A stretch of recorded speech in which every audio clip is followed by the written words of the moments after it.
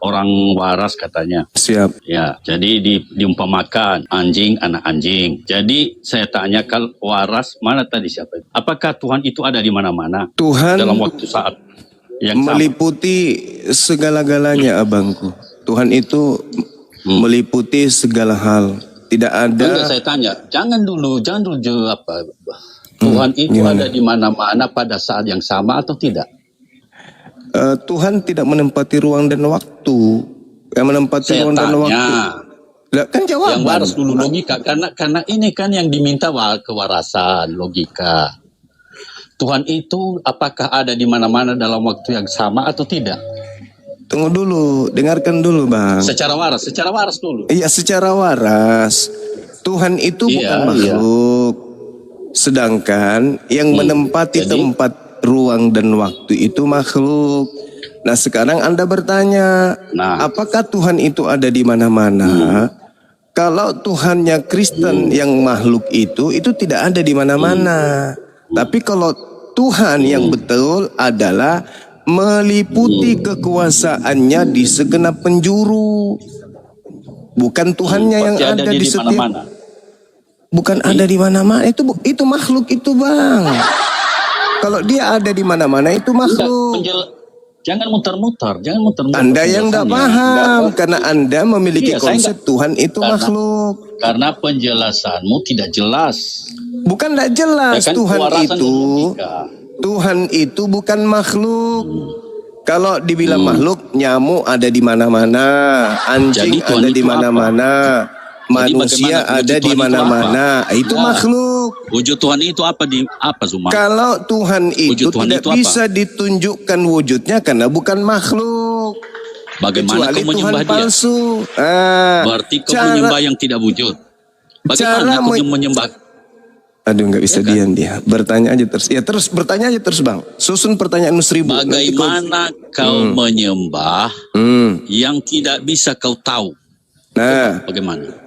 Sekarang ketika kami menyembah Allahu Akbar, duhai Engkau yang maha besar.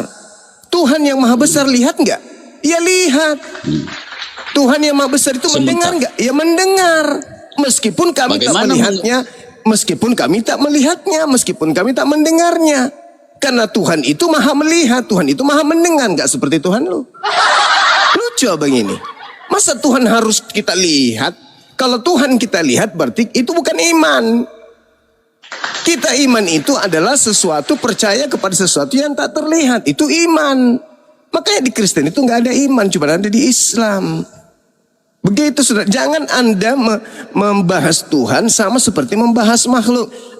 Kalau anjing ada di mana-mana, ada di mana-mana. Manusia ada di mana? Manusia ada di mana-mana. Mobil Avanza ada di mana-mana? Ada di mana-mana.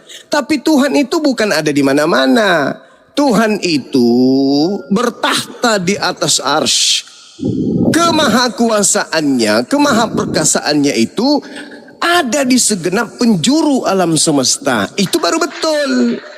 Jadi ketika kita di bumi ini mengatakan duhai Engkau terlalu panjang Tuhanku. Penjelasanmu. Terlalu panjang. Itu pun Anda belum paham kan? Dengar dulu, dengar. Apalagi pendek. Panjang aja nggak paham. Kalau tidak berwujud sesuatu berarti tidak ada. Nah, sekarang kalau begitu, Bapak yang disembah Yesus ada atau nggak ada? Ada, roh. Roh itu bisa dilihat? Tidak bisa dilihat tapi ada. Matamu suwe. Terus kenapa kau cari Tuhanku kalau begitu? Roh saja kau tidak bisa lihat. Tuhanmu beda dengan Tuhan saya. Tuhan ya memang beda. Roh itu beda, apa? Beda. Roh itu apa? Roh itu apa? Roh adalah tidak bisa dilihat tapi bisa roh berkuasa. Roh adalah. Jadi kau menyebut mulai ngaco. Tuhan roh kan? Makanya aku tanya. Roh adalah. Jawab. Jadi, giliranmu menjawab, saudara. Giliran lu menjawab. Roh adalah. Pertanyaan anak SD itu Zuma. Ya udah kau jawab. Pertanyaan SD. Pertanyaan anak SD kau nggak bisa jawab. Pertanyaan anak SD kau nggak bisa jawab. Roh adalah. Tidak perlu. Mencret tepung. Mencret. Kau Tuhanmu adalah roh. Katamu Tuhanmu itu adalah roh. Saya bertanya, roh itu adalah ngomong waras, ngomong. Ya ini kau nggak waras. Ini udah kelihatan kau nggak waras. Ternyata kau penyembah makhluk halus. Ayo, penyembah makhluk halus Jangan nih. asal banyak saja. Nyembah makhluk halus. Ngomong Tuhan, Nyembah Allah, tidak roh mengerti Allah. nih. Malu ngerti nih, apa itu Allah. nyembah Tapi roh. ngomong Allah. Cie, penyembah roh nih. Tahu. Yang mana Jadi sembahannya di Komalmo Kristen? itu Wahyu asal 5 contoh aja. nomor 6. Apa wujudnya? Binatang bertanduk 7 bermata Iya. 7. Cie. Bermuka babi duduk di aras. Bermuka babi duduk di aras. Siapa itu Tuhan itu? Cie. Ternyata abang ini penyembah roh bertanduk 7 bermata 7. Cie. Apakah itu roh? Roh adalah makhluk halus, bisa berupa iblis, bisa berupa malaikat. Nah, yang mana yang Tuhanmu? Yang iblis atau yang malaikat? Jawab. Jawab. Yang mana yang Tuhanmu, iblis atau malaikat? Dua makhluk ini adalah makhluk roh. Pertanyaan anak-anak enggak, pertanyaan Tidak anak-anak bisa enggak kau jawab. Pertanyaan anak-anak tapi nggak bisa kau jawab. Karena selama ini kamu sudah terlanjur Kristen. Cuman didoktrin nyembah roh. Begitu ditanya roh itu adalah, hakikat roh itu adalah, kalau model hakikat roh adalah, tidak selevel loh. hakikat roh adalah, level. curhat. Hakikat roh adalah, Kalau modelmu begini ya udahlah. curhat. Pantas di Kemal-Kemal saya lihat kau Curhat. Jadi Kristen itu memang penyembah roh, penyembah makhluk halus. Enggak kau tahu. Hei, Bagaimana? saudaraku penyembah makhluk halus. Apa yang kau sempat yang tidak kau kenal? Penyembah makhluk halus. Penyembah makhluk halus, dengarkan. Yang kau sembah ini malaikat atau iblis, karena dua-duanya roh. Yang mana yang kau sembah? Jelaskan dulu apa itu Allah. Allah itu adalah hakikat pencipta langit dan bumi. Pencipta langit dan bumi. Yes. Itu roh itu. Kok roh? Allah Emang itu Kristen pencipta. penyembah roh? Iya. Emang Kristen penyembah roh? Iya. Allah subhanahu wa ta'ala maha suci, bukan roh. Itulah Roh yang itu pencipta. makhluk. Itulah yang pencipta Seperti Tuhan lo. Tuhanmu itu makhluk. Iya. Wahyu 5 nomor 6. Tuhannya Kristen adalah binatang bertanduk 7 bermata 7. Itu Tuhanmu. Apakah? Tidak sama Tanya dulu. Tuhan kita, kawanku. Tanya dulu, Tuhan saya lu tanya itu dulu. penyembah roh. Makanya saya Saya bertanya tanya dulu. samamu. Dengarkan. Berarti Tuhanmu tidak berwujud. Coba kau terangkan kepada saya, Tuhanmu yang adalah roh itu seperti apa wujudnya? Silakan. Iya, wujudnya roh itu. Apa roh itu wujudnya apa? Wujudnya roh tidak nampak tapi berkuasa. Iya, Iya. masolang generasi. Jadi- Coba. jadi- Roh adalah Itu udah dijelaskan sama kau. apa? Roh adalah. Jadi roh Allah itu berkuasa. Saya tidak tanya nampak roh tapi Allah. berkuasa. Saya tidak tanya roh Allah. Saya tidak tanya itu. Yang saya tanya Tuhanmu. Roh adalah. Pertanyaanmu pun anak-anak. Keok. Karena jawabannya itu menampol wajahmu sendiri. Pantas si Kau Edi. ke gereja itu penyembah Pantas roh. Edi. Ternyata Pantas kamu ke Edi. gereja itu ternyata menyembah roh. Kau baca Wahyu 5 nomor 6, sembahanmu binatang bertanduk 7 bermata 7. Juga dianggap guru-guru. Kau sudah sadar nggak tuh? Nggak ada. Kau sudah sadar nggak? Kalau ternyata kau ke gereja menyembah roh, sudah sadar nggak tuh? Ah, kau sudah sadar nggak kalau agama lu itu penyembah roh? Roh itu adalah makhluk halus. Hari ini ada penyembah makhluk halus mengaku nyembah Tuhan, Kasihan, tapi ternyata yang disembahnya adalah makhluk halus. Ai Mabel penyembah makhluk halus dalam nama Yesus. Makhluk halusnya bertanduk, makhluk halusnya 7 mata. Itulah sembahannya Oten. Oten, Oten, oye, Oten, Oten, oye, penyembah makhluk halus. Kesurupan kau Zuma. Jadi kesurupan kau. Jadi kesurupan Gimana? kau, Zuma. Jadi Sudah kesurupan sadar? kau. Sudah sadar Jadi kalau di kesurupan gereja kau. nyembah makhluk halus? Sudah Jadi sadar? kesurupan kau. Jadi kesurupan kau. Masalah generasi. Teman-teman, ada yang sudah tahun 2026 baru sadar kalau sembahannya makhluk halus. Allah itu roh, Tuhan itu roh. Kalau orang Kesurupan jadi kau, batu Zuma. hitam gimana? Menyembah makhluk halus. Menyembah batu 5 kali 100 Menyembah kali. makhluk halus. Batu hitam level. penghapus dosa Kau gimana? enggak level kula. Masalah generasi. Zuma, kau enggak level kula. Jauh. Iya nyembah makhluk halus gimana mau level denganku? Banyak otakmu cetek ya. Ditanya roh itu apa? Pertanyaan anak-anak, tapi nggak bisa jawab.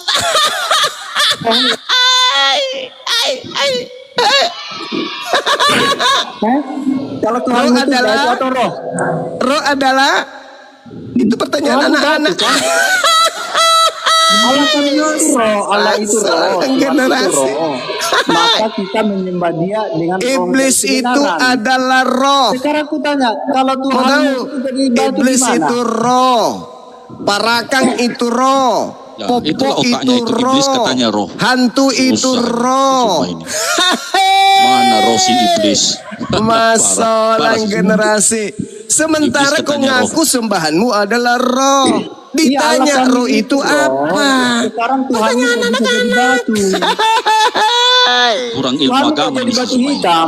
Roh itu ngomong aja adalah yang ada. Tuhan Roh itu adalah jadi batu hitam yang kau sembah halus. itu batu hitam itu. Ya, roh adalah makhluk halus. Baik-baik diskusi dia saya ajar ini.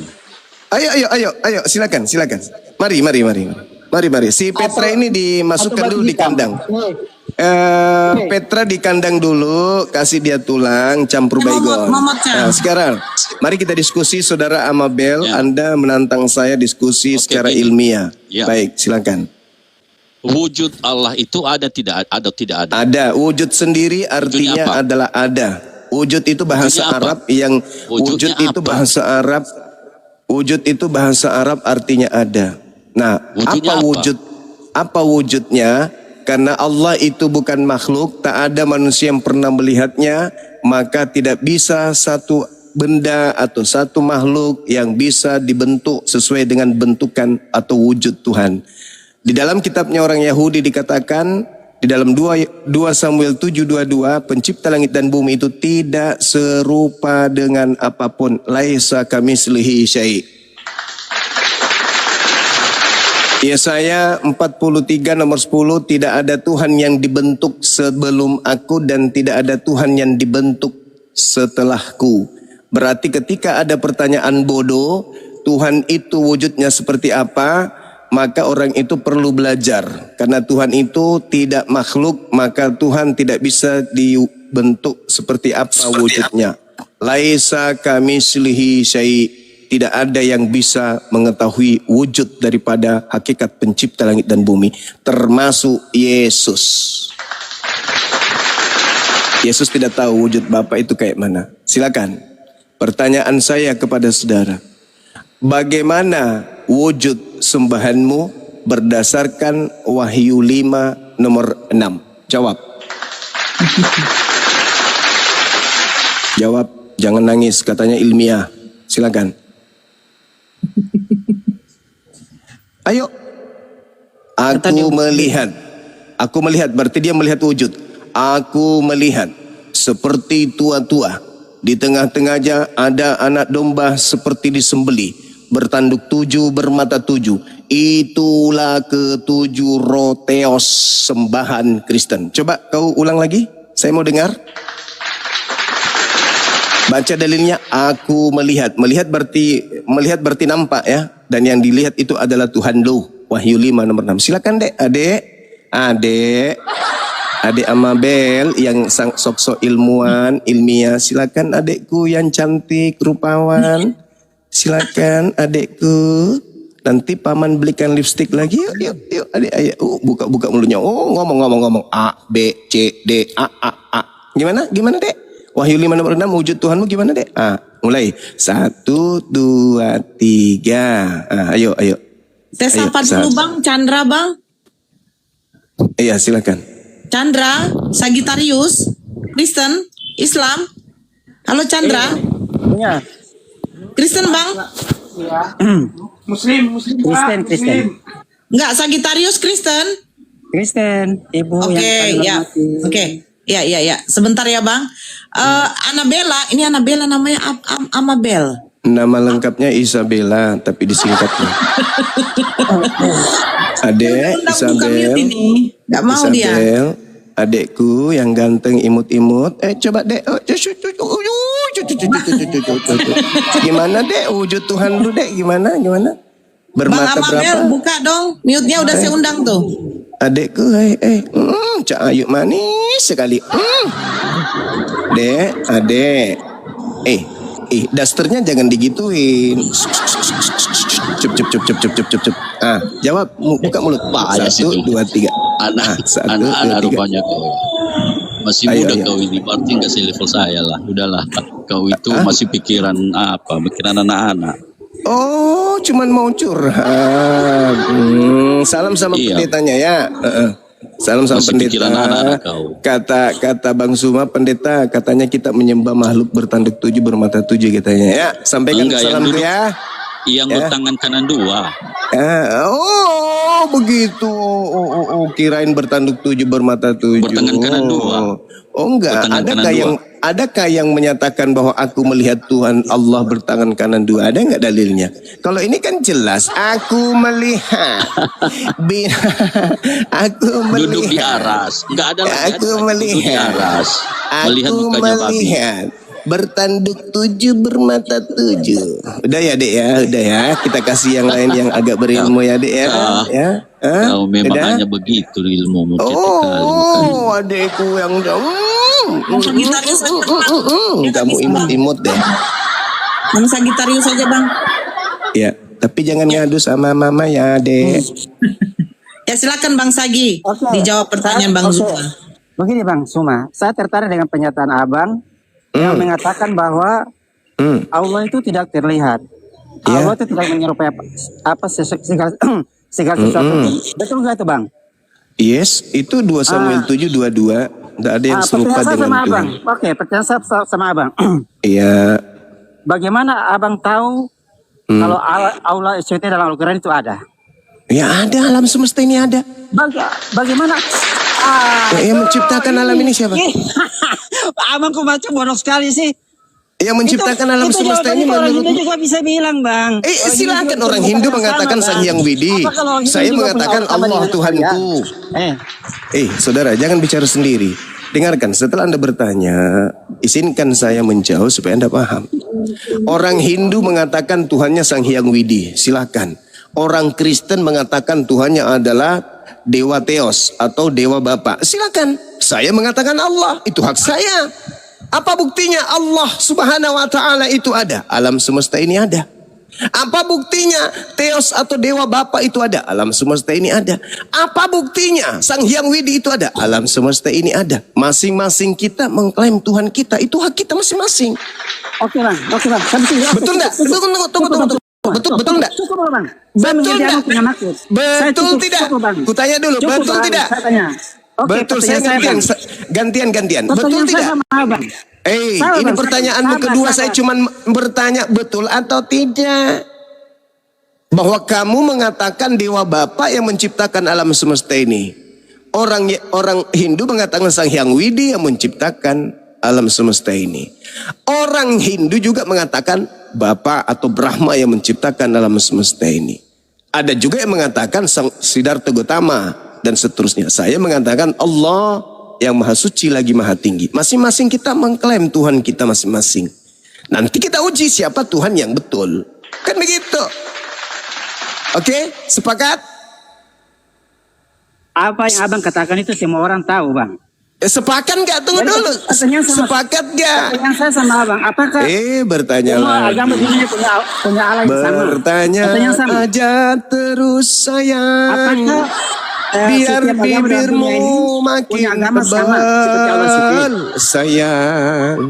Silakan jawab, bang. Silakan jawab. Bertanya aja terus sampai anusmu keluar satu Silakan jawab, jangan jengkal. takut. Mau Jawabnya diskusi, mau Silakan diskusi jawab. Katanya atau kan cuma abang mau sudah bertanya?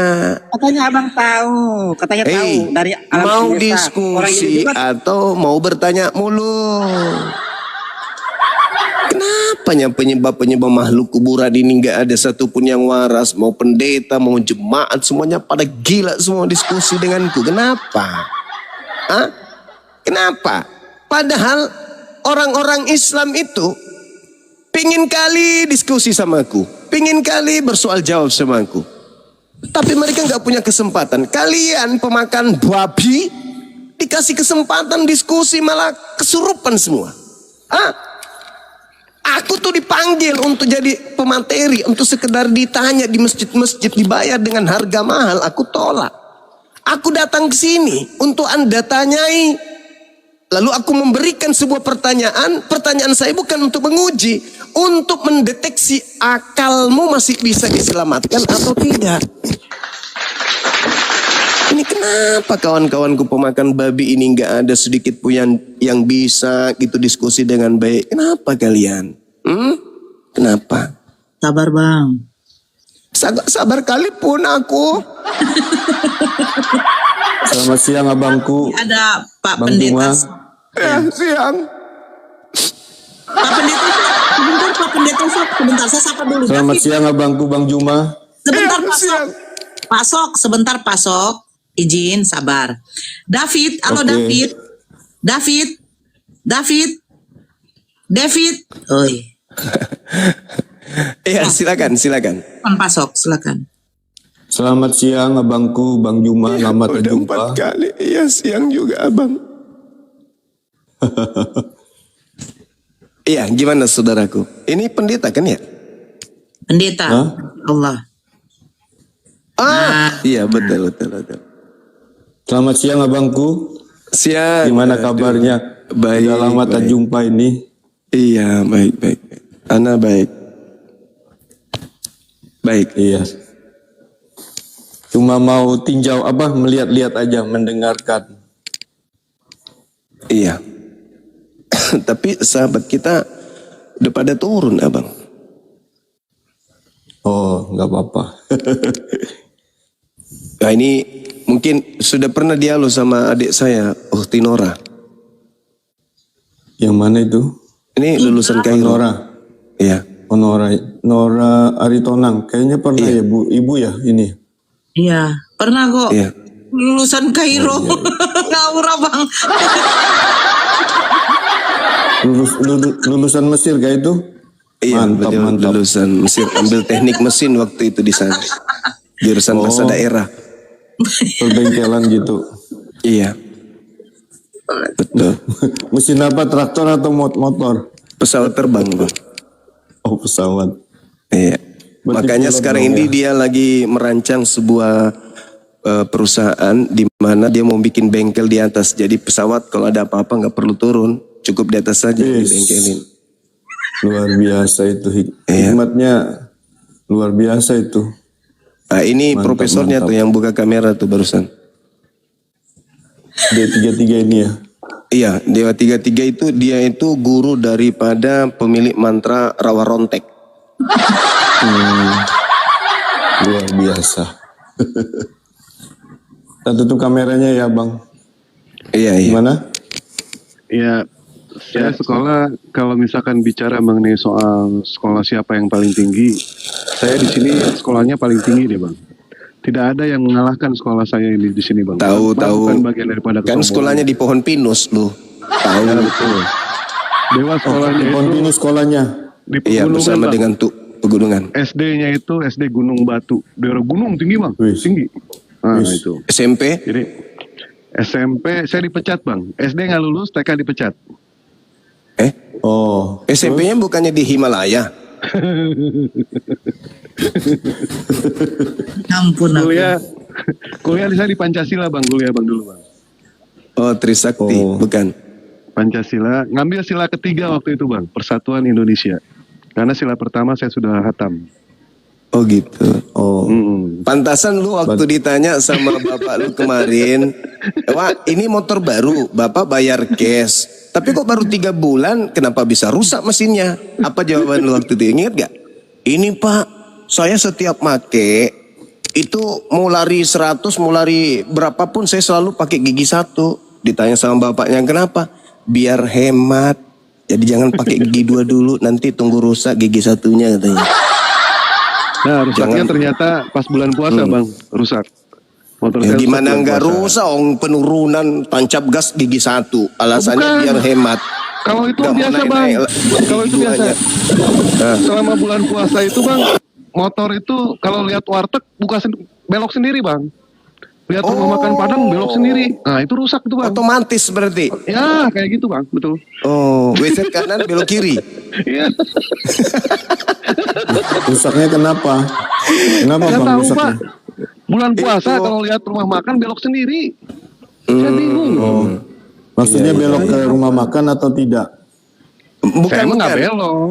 Itu tangki bensinnya minta diisi oncom. Masuk tepat sekali ya, lurus sekali ya. Polos ini kasihan bang Juma. Siapa ini? Wah, ada yang ngatain rambutmu kayak buaya rawa katanya. Kok bisa gitu? Emang buaya pakai rambut? Bukan, saya biawak bang. Salah yang bawah. Pak Arif, makasih. Diskusi lah, Allah. diskusi lah. Ya diri mulai ini saudara kita pendeta ini teman saya, sahabat saya, beliau santun kali.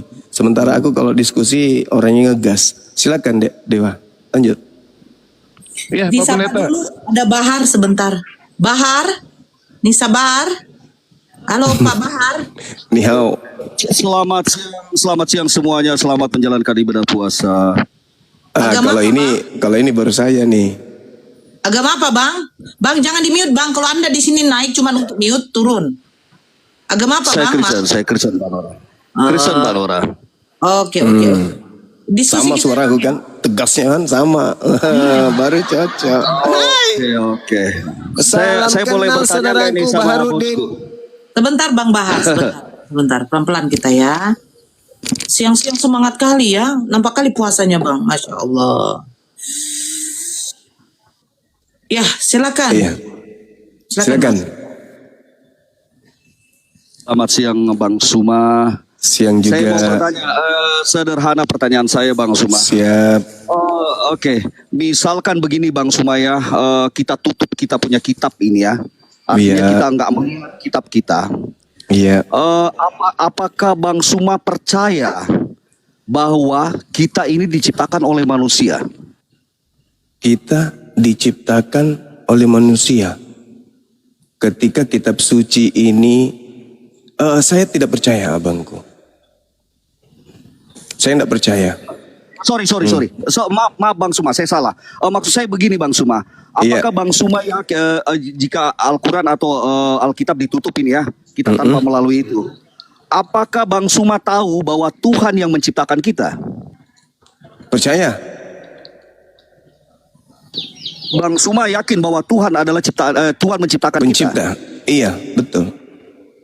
Berarti logikanya begini Bang Suma. Berarti tanpa Al-Quran atau tanpa Alkitab, kita sudah Iya. mengenal Tuhan. Betul sekali. Masya Allah. Benar sekali abangku. Itulah fitrah. Lanjut. Ya, oke. Ya cuman itu pertanyaan saya Bang Suma. Iya. Berarti Bang Suma sekalipun tidak ada. Karena kalau menurut saya begini Bang Suma ya. Kalau menurut saya kita mengetahui Tuhan itu berdasarkan kitab kita masing-masing. Kita mengetahui kita diciptakan Tuhan itu berdasarkan kitab kita masing-masing. Dan ada ayatnya mungkin di Alkitab. Seperti di Kristen mungkin di Kejadian ya Bang Suma ya. Oke, jadi cuma itu pertanyaan saya Bang Suma. Berarti Oke, baik. sudah fix bagi saya. Berarti tanpa Al-Quran Bang Suma bisa tahu bahwa Bang Suma diciptakan oleh Tuhan. Itu aja. Oke, baik. Ya, saya jelaskan. Boleh didengarkan Bang ya. Jadi dalam kehidupan kita sebagai manusia, pencipta langit dan bumi itu bukan konsep materialistik. Jadi pencipta tidak dapat diukur, pencipta tidak dapat dilihat dengan alat material, fisika, biologi. Kenapa? Karena pencipta itu berada di luar dimensi materi. Berbeda dengan konsep materialistik yang dianut kebanyakan orang-orang yang kalau kita kenalnya ateis. Nah, sedangkan secara argumentasi teologis atau desain keteraturan hidup yang kompleksitasnya kita lihat, kita rasakan, keakuratan hukum fisika di alam semesta, bagaimana rasio, bagaimana kemudian kecerdasan, taraf intelektual, kemudian argumentatif, yang kemudian menghantarkan kita mengenal objek, mengenal kemudian sarana-sarana, mengenal bentuk-bentuk, mengenal warna. Itu bukan sinyalemen yang berasal dari kemampuan dasar kita, melainkan adalah sesuatu yang ditanamkan, bukan oleh ayah, bukan oleh alam semesta, bukan juga oleh kita. Bahkan sampai detik ini kita berbicara itu kita nggak tahu suara itu bentuk wujudnya seperti apa. Bahkan lebih jauh daripada itu, bahwasanya alat untuk melihat yaitu mata yang dapat mengetahui sebuah objek. Rupa-rupanya alat yang paling terdekat, benda yang paling terdekat dari alat yang berupa mata ini pun tak mampu kita lihat. Apa itu? Bagian dalam kelopak mata yang paling dekat bersentuhan dengan biji mata itu sendiri. Apa artinya ini? Apa artinya? Berarti kita harus menyandarkan kepada argumen kosmologis, sebab akibat. Segala sesuatu di alam semesta ini termasuk pada diri kita ini, itu ada rangkaian sebab akibat yang tidak mungkin, tak terbatas, harus ada. Sebab pertama yang tidak disebabkan oleh apapun, tidak terikat ruang dan waktu dan menjadi dasar keberadaan alam semesta. Inilah yang kemudian disebut oleh akal kita, fitrah kita sebagai manusia, Sang Khalik atau Tuhan dalam bahasa kita sehari-hari. Munafik kalau kita tidak ingkari itu. Jadi apa fungsi agama? Apa fungsi kitab suci? Fungsi kitab suci itu adalah mengatur cara kita berhubungan secara absah dengan pencipta yang tak nampak oleh kita secara materialistik tersebut. Tuh, agar dipahami. Jadi pada dasarnya orang ateis itu bertuhan. Jangankan kita makhluk yang biologis ini, binatang pun itu bertuhan.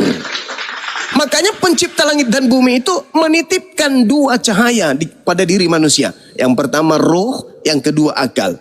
Kapan salah satu daripada alat ini, maka kita tidak akan pernah bisa di bumi ini sampai kepada esensi pengetahuan kita akan adanya Tuhan. Itu fakta. Jadi sekali lagi saudaraku, apakah kita bisa mengenal Tuhan tanpa kitab suci? Bisa. Dengan cara apa? Argumen kosmologis, argumen teologis, fitrah kita sebagai manusia, keberadaan moralitas objektif dan bukan konsep materialistik yang berhubungan dengan hal-hal atau sesuatu yang ada tapi tak nampak. Contoh, pahit. Manusia bodoh mana yang mengatakan pahit itu tak ada? Ada? Bisa tunjukkan? Tidak bisa. Ternyata ada konsep materialistik yang bukan materialistik yang ada dan tak nampak oleh kita tapi kita rasakan. Berarti kitab suci fungsinya hanya mengatur cara kita dengan ritme kehidupan kita untuk berhubungan dengan pencipta doang. Ini loh, jam sekian caramu berhubungan, jam sekian berhubungan, hari ini caramu berhubungan, bulan begini, tahun sekian, caramu berhubungan dengan pencipta. Kenapa? Karena pencipta itu, karena alam ini sempurna, tubuh kita ini sempurna, sudah pasti dia berasal dari hakikat yang sempurna. Dengan kata lain, kalau beliau adalah hakikat yang sempurna, maka penglihatan, pengetahuan, cakupan pengetahuan dia tentang kita itu sempurna. Dengan kata lain bahwa tak ada ruang di bumi ini, di alam semesta ini, tempat kita berpijak untuk tak dilihatnya, untuk tak dipantaunya, untuk tidak diketahuinya, untuk tidak didengarkannya. Bahkan karena dia menciptakan hati, maka bisikan hati pun diketahuinya. Itulah Tuhan. Makanya Tuhan itu tidak layak disandarkan dengan makhluk. Begitu, silakan. Oke, terima kasih Bang Suma. Artinya dari narasi Abang, saya bisa menarik kesimpulan menurut Bang Suma ini ya pribadi. Artinya tanpa kitab suci, Bang Suma bisa mengenal Tuhan. Oke, terima kasih Bang Suma. Silakan dilanjut. Izin turun dulu. Saya izin turun dulu. Makasih Mbak Nora. Oke, dan untuk teman-teman semua yang ada di Komal ini, saya ucapkan selamat menjalankan ibadah puasa. Oke, saya izin turun dulu ya. Terima kasih sudah dinaikkan. Pak Oke, terima kasih. Terima kasih. Bahar, Masya Allah. Ya halo, selamat siang. Ya, izin sedikit ya. Siang. Kristen ya Bang? Ya, saya Kristen. Katolik protes? Saya protes. Protes, oke. Silakan Bang kalau mau protes. Ya, saya mau bertanya sama Bang Suma. Silakan Bang. Kalau Ya. Begini Bang Suma, aku kan pernah nonton live ya di TikTok antara Bang Suma dengan The Truth, ya. The Truth kalau nggak salah ya. Dimana ketika The Truth memberikan pertanyaan soal Al-Quran, Bang Suma tidak mau menjawab. Masih ada videonya. Masih bisa dinonton sekarang. Blog ya. Kenapa itu Bang Suma? Kenapa Bang Suma nggak menjawab pertanyaan-pertanyaan dari Bang The Truth ini? Apa Jadi gini. nggak ada jawaban atau gimana? Jadi gini, kalau Islam itu bukan hanya sekedar yang penting bisa menjawab, baik itu dengan ilmu, baik itu tanpa ilmu. Jadi Islam itu bukan dipersiapkan hanya untuk sekedar menjawab apapun itu.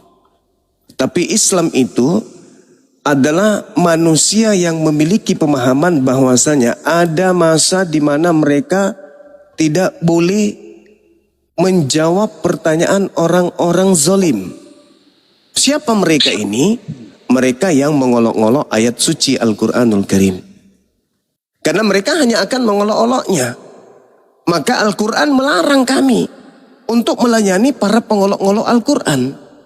Karena Al-Quran itu diterangkan waliyatazakkara ulul albab. Kitabun anzalnahu ilaika mubarakun.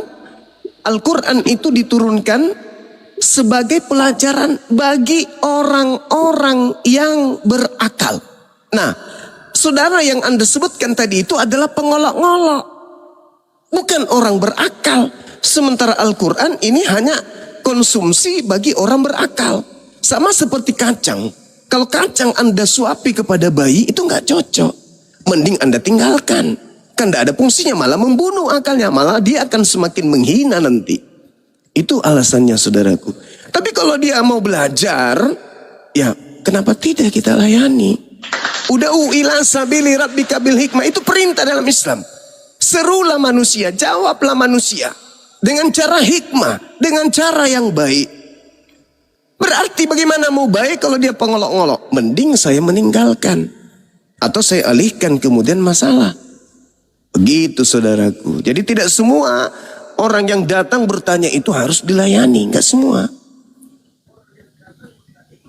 Gitu, silakan. Dia nggak mengolok-ngolok loh. Saya masih ada videonya. Saya saudara sudah sering melihat piti-piti beliau. Sudah sering.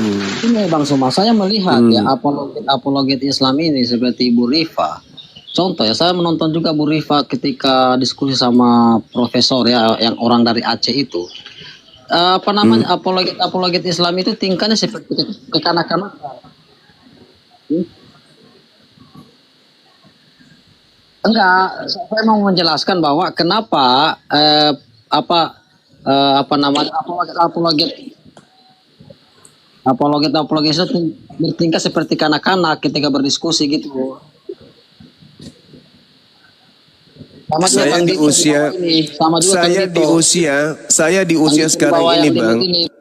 Di usia sekarang saya ini yang sudah hampir 47 tahun, ketika saya bermain dengan kambing, dengan angsa saya, itu saya seperti anak-anak. Saya kalau mau bermain sama kucing, itu saya berlaku seperti anak-anak kecil. Kalau saya Begini mainin loh, kucing saya, mainin ini angsa kan saya, itu saya disaksikan seperti anak-anak kecil, abangku. Itu aja Anda harus paham itu. Ya, ulaika kal an'am balhum adallu. Jadi saya sedang bersenda gurau, bercanda dengan makhluk yang lebih rendah daripada binatang. Jadi jangan heran, karena kami datang kemudian dengan kekuatan penuh. Al-Quran mengatakan, yahzarul munafikuna an tunazzala alaihim surah tunabbi'uhum bima fi qulubihim. Kulistahzi'u innallaha mukhriju ma tahzarun. Jadi kami punya senjata yang ampuh yang tidak bisa kemudian orang-orang kafir itu lumpuhkan dengan etikat yang memperolok-olok kemudian Al-Quran, memperolok-olok kemudian orang-orang beriman. Kenapa? Karena Allah sendiri mengatakan innallaha mukhriju ma tahzarun. Sesungguhnya Allah pasti akan menampakkan apa yang kamu khawatirkan itu kata Allah. Jadi kami udah tahu menghadapi karakter tabiat orang-orang kafir seperti apa, kami udah tahu. Jadi jangan Anda heran kalau Anda menemukan kami ya terkadang naik di meja, loncat di meja. Terkadang kami kayak tadi malam Anda tonton bagaimana saya dengan pendeta yang sudah berkelas, katanya mulutnya besar, lebar, panjang, tapi ternyata nihil otaknya. Itu adalah karakter kami pada saat kami menghadapi para pengolok-olok. Begitu saudaraku. Ya, Bang Hendra mau diskusi? Enggak, Bang Hendra mau diskusi atau tidak? Saya tanya terakhir kali. Diskusi? Begini. Oke, diskusi Kita ya. kan- Oke, diskusi di tempat begini kan di depan publik, jadi disaksikan oleh banyak orang. Jadi orang menilai cara kita berdiskusi, orang nilai kita. Ya, mana yang berkelas, mana Illalladzina yang zalamu minhum. Jangan ajarin kami menghadapi musuh kami. Kami punya strategi, kami punya cara, metode. Nggak usah kamu ajarin. Meski kau bersama dengan segerombolan iblis selangit pun, kami udah tahu cara melumpuhkan kalian. Oke? Itu tadi saya bacakan ayatnya. Udah aku bacakan ayatnya samamu. Orang-orang munafik khawatir jika diturunkan suatu dalil, suatu ayat, suatu surah yang mengungkap apa yang ada dalam hati mereka, karakter mereka, sifat mereka. Katakanlah kepada mereka, kata Allah. Katakan kepada mereka. Olok-oloklah Allah, olok-oloklah Rasulnya, olok-oloklah orang-orang beriman sesukamu. Please. Sesungguhnya Allah pasti akan menampakkan apa yang kamu khawatirkan itu. Apa itu? Kebenaran demi kebenaran, kebenaran demi kebenaran akan tercurahkan dari Al-Quran melalui lisan-lisan umat baginda Rasul Muhammad sallallahu alaihi wasallam.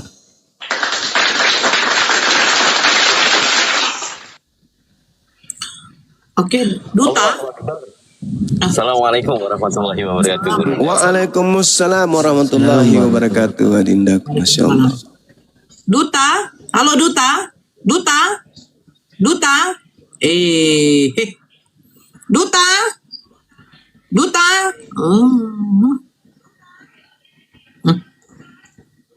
Yang Ingat naik ya, tolong. teman-teman sekalian, kami di sini apologet Islam bukan untuk ceramah. Kami di sini untuk berdialog dengan saudara-saudara kita yang beda akidah. Jadi metode yang kami gunakan jangan Anda nilai seperti ustadz. Jangan Anda nilai, oh ini kok ustadznya kok ngomongin, jangan.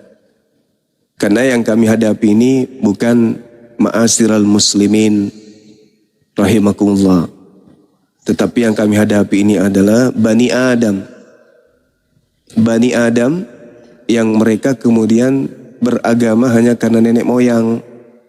Mereka beragama karena percaya, bukan karena proses belajar, bukan. Oleh karena itu keberadaan kami jangan Anda nilai ini kok beda ya. Ustadz kalau menyampaikan kok sejuk banget, adem. Ya itu Ustadz. Makanya saya nggak mau dipanggil Ustadz. Dan saya juga membatasi diri untuk diundang untuk ceramah atau apa gitu. Karena saya bukan ustadz memang. Saya bidang saya di sini. Gitu saudara-saudaraku sekalian. Jadi nggak usah datang menilai kita sini, nggak perlu, atau ngajarin kita sini nggak perlu.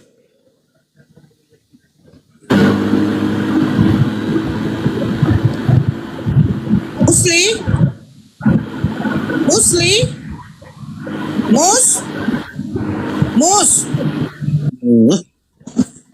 Musdalifah.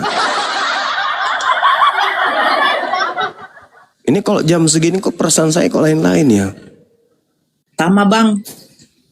Apa itu? Kayak ada sesuatu yang menggerak-gerakkan gitu loh bang. Berdenyut-denyut. Cepat pulang ya. Meronta-ronta bang. JMG. Jam berapa? JMG.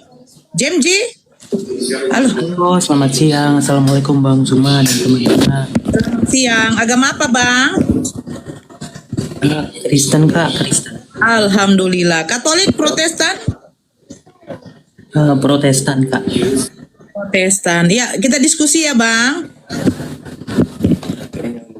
Baik Kak, baik. Oke, di sini ada Bang Zuma. Silakan bang. Abang mau bertanya silakan. 500 cukup. Oke. 5. Hah? Bang, itu apa TV-nya bisa dikecilkan bang? Siaran TV. Gak ada apa TV, radio? aku sendiri lagi masak. Bukan bang, JMG-nya loh bang Zum. 3, 4, 5, 6. JMG, suara TV-nya bisa Aku dibesarkan. nggak nonton TV. Berapa itu?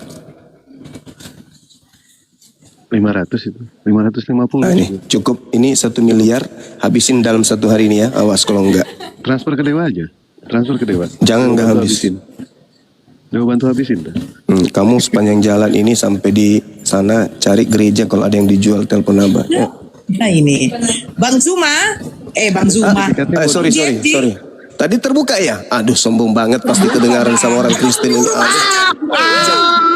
Wah, aduh, Bang Zuma. sombong banget. Kali Bang. Bercanda. Ya, lanjut. Enggak so. Ya, Bang Bang JMG. Zuma, mohon maaf Bang, saya bertanya boleh nggak Bang Zuma? Boleh. Oke, abangku saya memang 100% bukan apa-apa, memang pengen belajar aja Bang. Ya, Jadi gini Bang, pertanyaan saya. siap 86. Menjadi pemikiran saya sih Bang, kayak jika Tuhan menurunkan wahyu untuk membimbing manusia secara universal, bagaimana Siap. kita secara historis memastikan bahwa bentuk teks yang kita miliki hari ini itu benar-benar identik dengan yang pertama kali.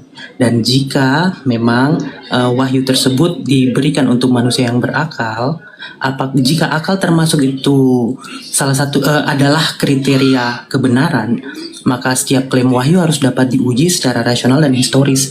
Nah, akhirnya muncul pertanyaan dalam pikiran saya. Maka pertanyaannya bukan siapa yang memakai akal, tapi sejauh mana akal kita itu diizinkan untuk menguji klaim wahyu tersebut, Bang. Gitu abangku. Terima kasih abangku. Iya. Makanya gini. Islam itu ketika pertama kali diperkenalkan, maka Islam datang dengan menundukkan alam semesta. Apa itu? Iqra. Itu perintah. Perintah yang syarat dengan ilmu. Baca dengan pikiranmu. Karena aku telah menciptakan padamu akal. Punya kuping, punya hati, punya mata. Potensi yang kau punya itu nih, aku sajikan manual book. Jadi Allah pencipta langit dan bumi telah menyimpan chip pada diri manusia. Penyimpan memori, penangkap memori, penelaah memori, penjabar memori yang mentafsirkan dan menguraikan. Akal. Lalu kemudian setelah kita punya akal, dikasih tuh manual booknya. Makanya kunci daripada kesemua ini, Islam, Kristen atau agama apapun itu adalah kitabnya. Kenapa? kitab ini kudu wajib lebih tinggi derajatnya daripada pengetahuan apapun strata pendidikan manusia itu. Karena yang disebut manual book dari pencipta alam kita tentu isinya jauh lebih tinggi dari pengetahuan manusia. Itu dulu. Kenapa kitab suci ini harus lebih tinggi pengetahuannya daripada kita? Karena itu adalah ucapan dari yang maha mengetahui.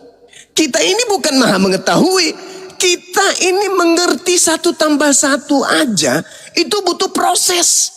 Karena adanya akal ini sehingga ketika pencapaian tertinggi pada diri manusia yaitu kematangan akal, maka kematangan otak, maka akal kita berfungsi untuk mengerti tentang apapun objek yang ada pada saat itu, pada saat ini, pada saat yang akan datang.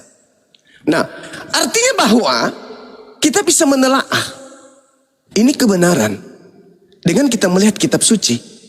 Al-Quran datang menantang manusia untuk menguji kebenaran Al-Quran itu.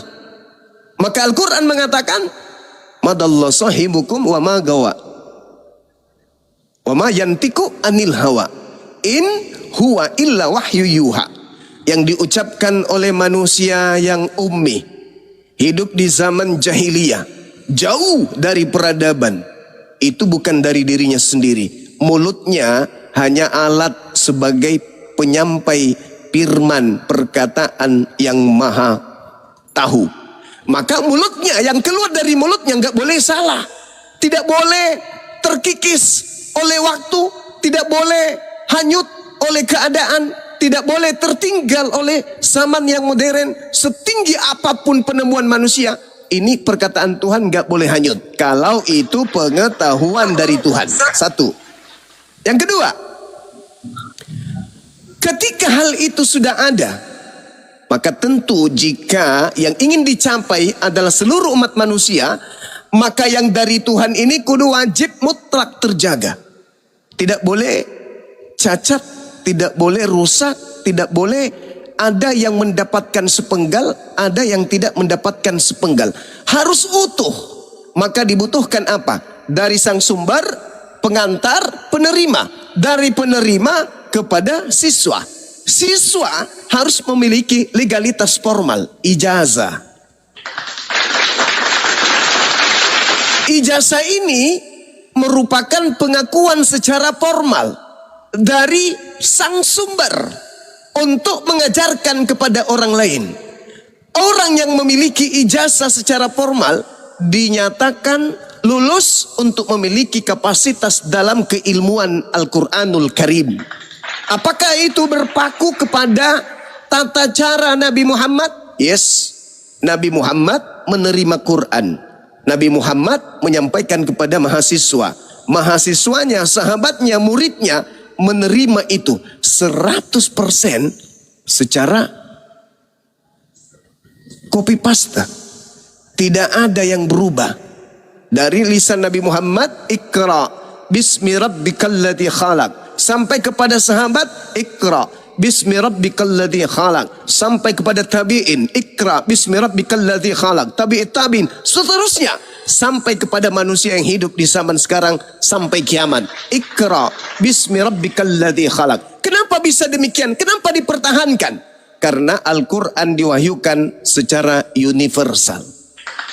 Al-Quran diwahyukan global, litubayyina linnas. Maka Al-Quran yang datang pada masa Nabi Muhammad harus Al-Quran yang sama yang datang hari ini, esok, lusa, dan seterusnya sampai hari kiamat. Itu bukti Al-Quran itu adalah wahyu dari ilahi yang sifatnya universal, litubayyina linnas.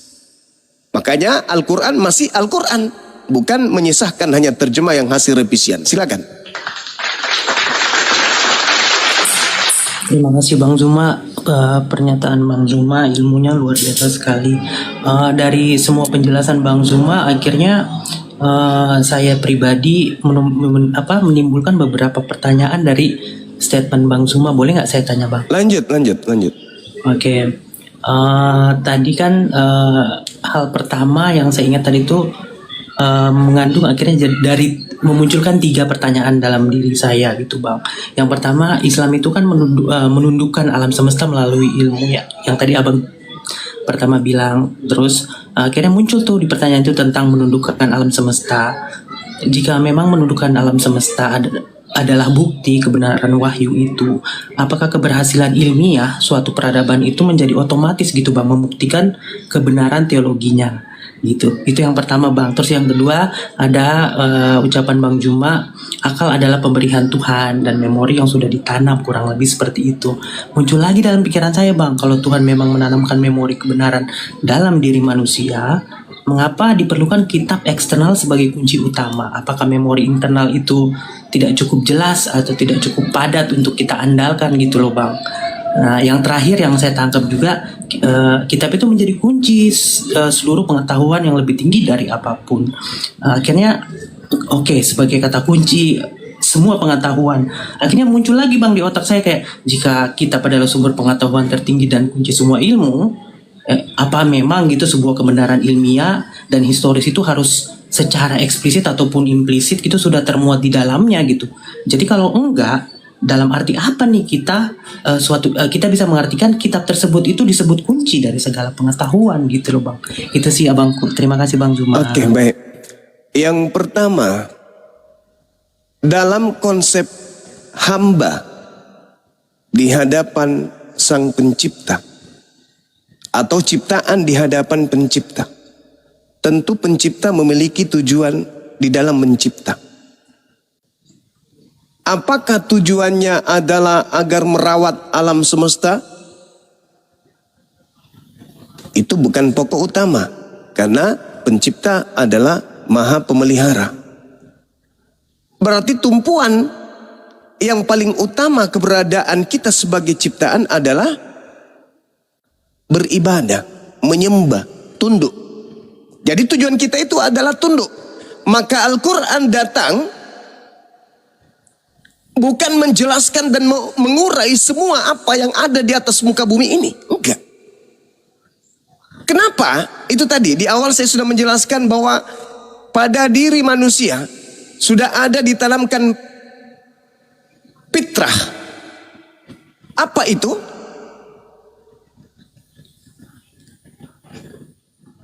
Makhluk yang sudah ditanamkan konsep berilah atau bertuhan. Nah, Al-Quran datang untuk menjelaskan cara-cara kita menyembah kepada pemilik alam ini. Bagaimana cara kita kemudian harus menuju kepada Quran, dinul Islam, untuk menelaah isinya. Coba dengarkan ayat ini yang saya bacakan ini. Bismillahirrahmanirrahim. Wa arsalna riyah lawakiha fa anzalna minas sama' ma'an fa asqaynakumuh wa ma antum lahu bikhazinin. Aku telah meniupkan angin untuk mengkawinkan. Maka aku menurunkan hujan dari langit, lalu memberimu minum dengan air itu, sedangkan kamu bukanlah orang-orang yang menyimpan air tersebut. Ini 1400 tahun silam, Nabi Muhammad bukan insinyur pertanian. Beliau tidak pernah melakukan riset. Beliau bukan penemu. Beliau bukan ilmuwan. Tak ada alat untuk mengetahui bagaimana cara tumbuhan itu bisa berbunga, berbuah. Tapi kenapa Nabi Muhammad SAW itu seketika mengajarkan kepada kaumnya, wa arsalnar riyah lawakiha fa anzalna minas sama'i ma. Aku telah meniupkan angin untuk mengkawinkan. Orang kalau membaca dalil ini pusing. Kenapa bisa Pak Bombong kawin dengan cara ditiupkan? Kenapa bisa kita kawin mawin dengan cara ditiup? Siapa yang pernah kawin melayang-layang? Oh, ternyata yang dimaksud di sini adalah tata cara pembuahan pada tumbuhan. Subhanallah. Adakah kita pernah berpikir bagaimana pohon duren bisa kemudian berbunga pada waktu-waktu tertentu, pada musim-musim tertentu? Lalu bunga ini mekar menjadi buah. Lalu buah ini kemudian kita petik. Lalu setelah kita petik, kita konsumsi. Masuk ke dalam tubuh kita sebagai ciptaan. Sebagai buah yang disediakan oleh penyedia, yaitu pencipta. Dari mana Nabi Muhammad tahu ini? Sekarang kita urai. Wahai pakar ilmu pertanian, adakah Al-Quran saya 1400 tahun silam ini salah? Mereka kemudian melakukan penelitian. Alhasil, subhanallah, hal 1400 tahun silam tidak mungkin Nabi Muhammad bisa tahu ini kalau bukan in huwa illa wahyu yuha. Gak mungkin. Dari mana seorang Nabi Muhammad mengetahui ini? Dari mana beliau tahu? Nabi Muhammad mengatakan EGP. Mau Anda percaya, mau tidak Anda percaya, EGP. Mau ada yang menyaksikan saya menerima wahyu, mau tidak ada yang menyaksikan. Aku sampaikan, Anda tinggal uji. Benar tidak yang kusampaikan? Kalau kebenaran tanpa saksi, tetaplah kebenaran. Kalau kebohongan berjuta saksi, tetaplah kebohongan. Anda mau percaya, tidak percaya, ini yang terlontar yang kuterima dari Allah sebagai wahyu untuk kalian jadikan sebagai acuan untuk beriman dan menyembah kepadanya. Kalau kalian masih menolaknya, berarti Allah akan mengatakan, kemana akalmu? Afala tatafakkarun, afala ta'qilun. Kenapa kau tak memikirkan? Kenapa kau tidak jadikan itu sebagai pelajaran? Nabi Muhammad 1400 tahun silam. Jangan 1400 tahun yang lalu, jangan 50 tahun kemarin, 30 tahun kemarin belum ada HP. Bagaimana 100 tahun yang lalu? Gimana 200 tahun yang lalu? 300 tahun, 400 tahun, 500 tahun, 600 tahun, 700 tahun, 800 tahun, 900 tahun, 1000 tahun, 1100 tahun, 1200 tahun, 1300 tahun, 1400 tahun. Bagaimana seorang yang hidup zaman jahiliyah bisa mengetahui ini? Subhanallah. Bersyukur kita hidup di zaman modern. Bersyukur. Kenapa bersyukur? Karena kita dikelilingi oleh umat Islam yang amanah.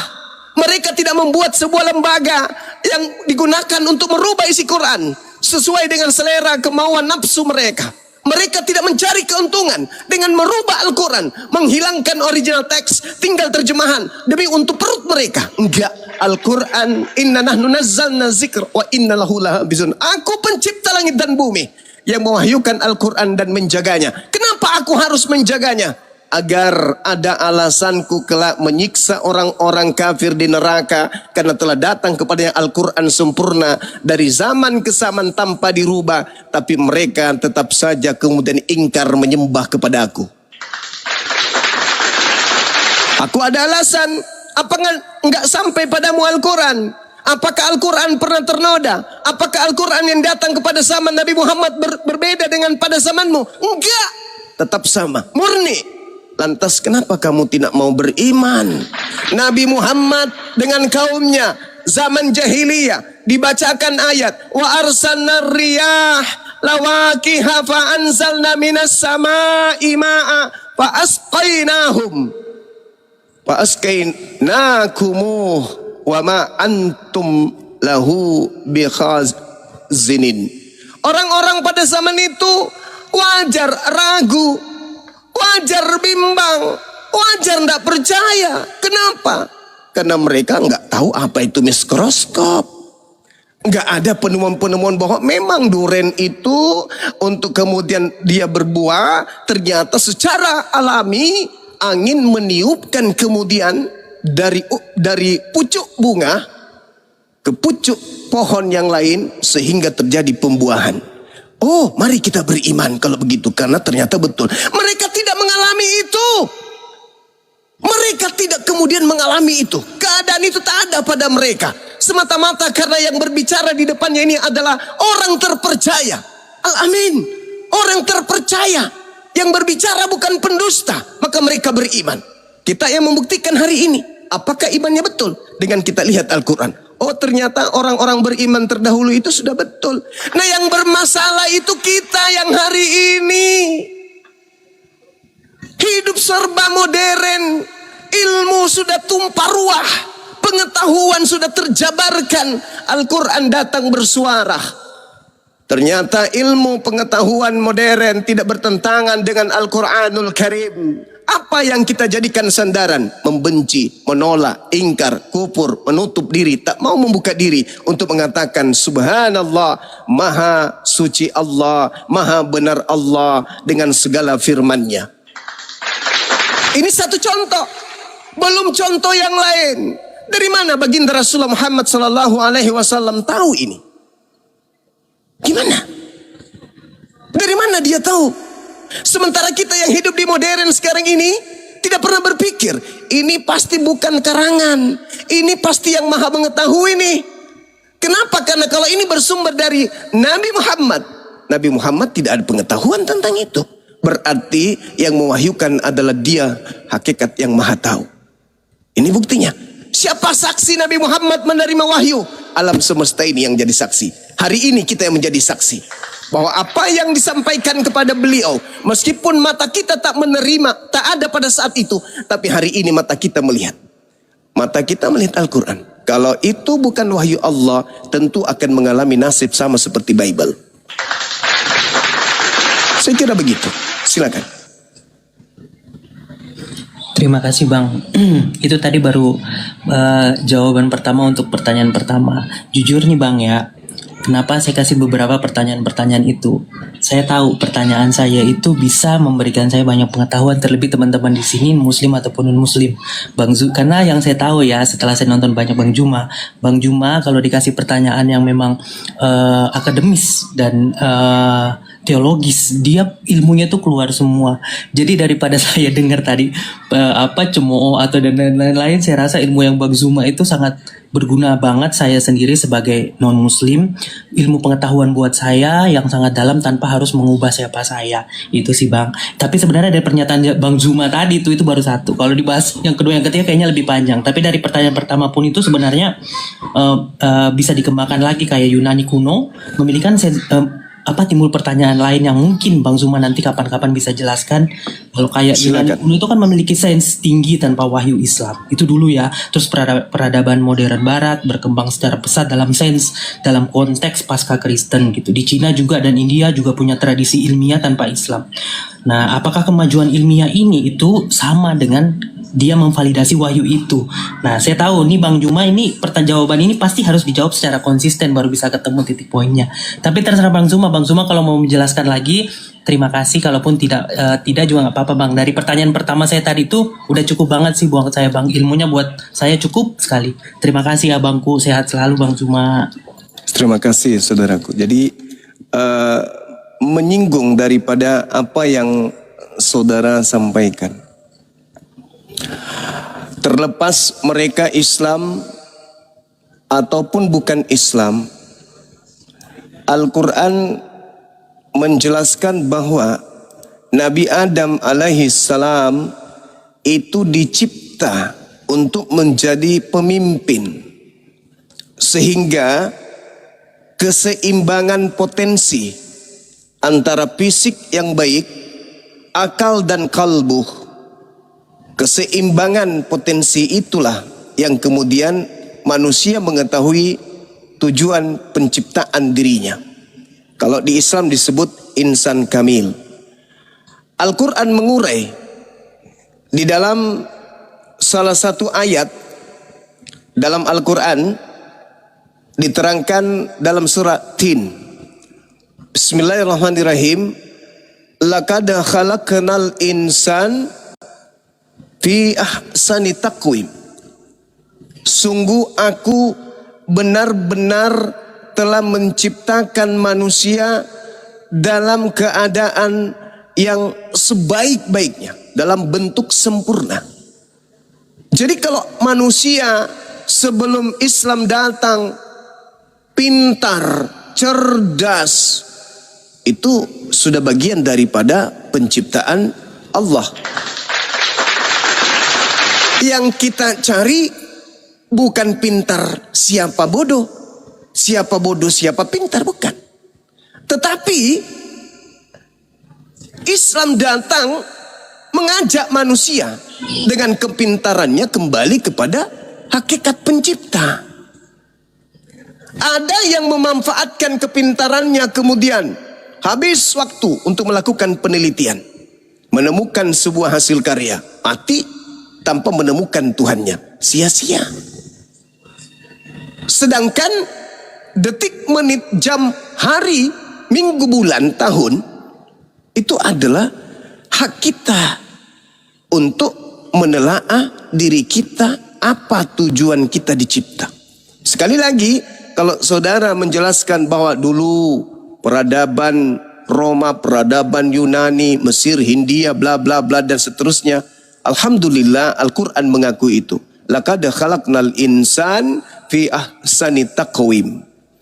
Pencipta langit dan bumi memang sudah mempersenjatai manusia itu dengan kesempurnaan, berupa akal tentunya, berupa fisik tentunya, konsep, kemampuan menelaah, berkarya dan seterusnya. Karena pada prinsipnya di Islam itu ada 3 manusia ini. Yang pertama, makhluk intelijensi, makhluk yang memiliki tingkat kecerdasan di atas makhluk yang lain. Yang kedua, kecerdasan ini memiliki kadar kedua. Apa itu? Potensi menjadi jahat, potensi menjadi baik. Kehendak free will. Yang ketiga, kadar di mana manusia itu diuji. Jadi pertama, manusia itu pintar, cerdas.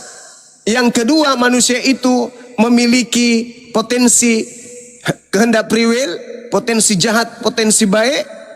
Bisa dia kufur, bisa dia beriman, bisa dia Kristen, bisa dia Islam. Dan yang terakhir, diuji. Kita diuji. Kristen diuji, Islam diuji, Hindu, kita diuji.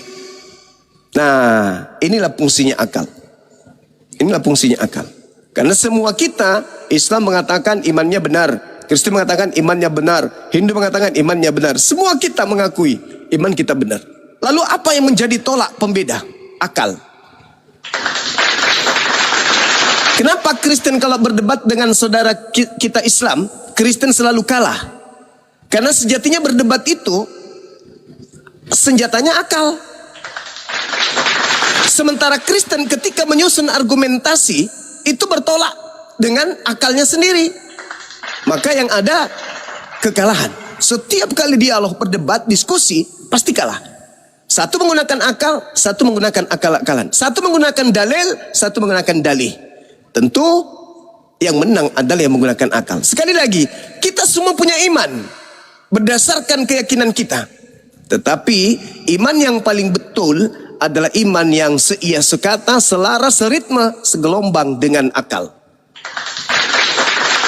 Satu contoh, iman di Islam. Qul huwallahu ahad. Katakanlah Tuhan itu satu. Di Kristen ada 3 yang bersaksi di surga. Tapi 3-3-nya satu. Cederah dia. Cederah seketika. Allahus Samad. Di Islam, Tuhan yang satu ini tempat bergantungnya segala sesuatu. Di Kristen secara konsep, Tuhannya masih berdoa kepada Bapa. Berarti Tuhannya, sembahannya tergantung kepada Bapa. Gugur. Lam yalid walam yulad. Di Islam, Tuhan pencipta langit dan bumi, tempat bergantungnya segala sesuatu. Hakikat yang tunggal absolut ini tidak berketurunan, tidak bersilsilah, tidak punya kartu keluarga, tidak punya tante, tidak punya opung, tidak punya sepupu, tidak punya adik, tidak punya kakak, tidak punya anak, dan dia tidak diperanakkan. Itu di Islam.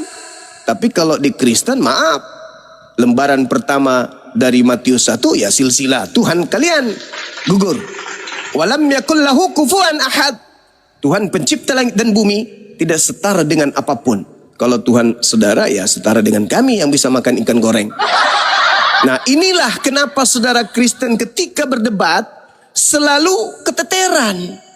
Karena satu ingin menegakkan sebuah konsep akal-akalan yang bertentangan dengan akalnya sendiri, satu dengan jujur, baik ketika membahas Bible maupun lebih-lebih membahas Al-Quran, selalu rujukannya lurus dan tegak, yaitu akal. Bahkan terlalu berani ada seorang pendeta, ya pendebat senior, itu teman saya juga, pendeta Martinale, bahwa Kristen itu didirikan bukan karena akal, tapi karena iman. Nah ini adalah kehancuran. Ini kehancuran dan keadaan yang sangat miris. Ya, kehancuran anak keturunan Adam, fase di mana manusia itu berada pada titik nol. Betul-betul nol. Kenapa? Karena ketika kita bayi, wajar ketika kita dipilihkan pakaian oleh orang tua. Karena kita masih bayi. Mau orang tua pakaikan kita daster padahal kita laki, kita pakai, gak ada menolak. Begitu juga ketika kita dipilih, diberi makanan. Kita nggak pernah seorang bayi mengatakan, aku nggak mau ini ma, aku maunya keju. Nggak ada itu. Apa yang kita dikasih, itu yang kita makan, itu yang kita pakai. Begitu juga konsep agama. Waktu kecil tangan kita yang imut ini diajak oleh ayah ibu kita untuk melangkah ke gereja, ikut ke gereja, ikut ke masjid, tanpa bisa mengatakan, mah aku nggak mau ke gereja. Kenapa? Aku mau belajar dulu, gereja atau masjid. Aku izinkan, enggak. Seketika tangan lemah ini ikut.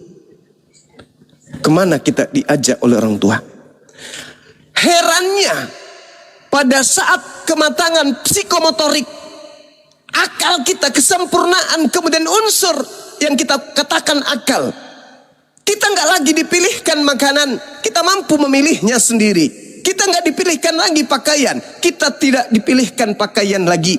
Tapi ketika berbicara mengenai konsep Tuhan, sayangnya kita tidak memberi ruang kepada diri kita untuk memilih sembahan yang benar itu yang mana. Itu yang sangat disayangkan. Kenapa? Iblis datang bukan mengajarkan, membisikkan menggunakan pakaian wanita. Bukan. Iblis datang puncak kemudian penyesatan bukan memilih kita makanan. Bukan. Tetapi iblis datang, puncak penyesatannya adalah ketika kita menggantikan kemuliaan Tuhan dengan menyembah kepada sesama kita makhluk. Itulah keberhasilan tertinggi bagi iblis. Kalau orang masih menggunakan pakaian wanita, tetapi dia tidak menyembah selain daripada pencipta, kemungkinan besar Tuhan akan mengampuni dosanya. Kalau orang makan babi, makan anjing, tetapi masih beribadah kepada Allah tanpa menyembah yang lain, insya Allah masih diampuni oleh Allah. Tapi kalau Tuhan, manusia sudah menyembah kepada yang bukan Tuhan, mau sebaik apapun manusia itu, sekasih apapun dia, itu cuma penampakannya. Sebenarnya dia itu adalah benda yang sangat keropos. Kenapa? Karena dia menyembah kepada bukan penciptanya. Yang menciptakan Allah, yang disembahnya beda. Yang memberikan oksigen padanya Allah, yang disembahnya beda. Siang malam berdoa kepada dia, hakikat makhluk, sedangkan hakikat pencipta dilupakannya. Inilah yang dikatakan kemudian oleh Al-Quran, innal ladzina kafaru min ahlil kitabi wal musyrikina fi nari jahannam khalidina fiha abada. Kenapa? Karena mereka pada saat hidup di bumi tidak menggunakan akalnya. Laqad zara'na li jahannam katsiran minal jinni wal ins. Aku penuhi neraka dari golongan iblis dan manusia, karena ketika dia hidup mereka enggak menggunakan hatinya, tidak menggunakan matanya, tidak menggunakan kupingnya untuk mendengarkan ayat-ayat Allah. Ulaika kal an'am balhum adallu. mereka seperti binatang ternak, bahkan lebih hina dari itu. Demikian. Terima kasih Bang Juma untuk statementnya. Wah, luar biasa sekali ya.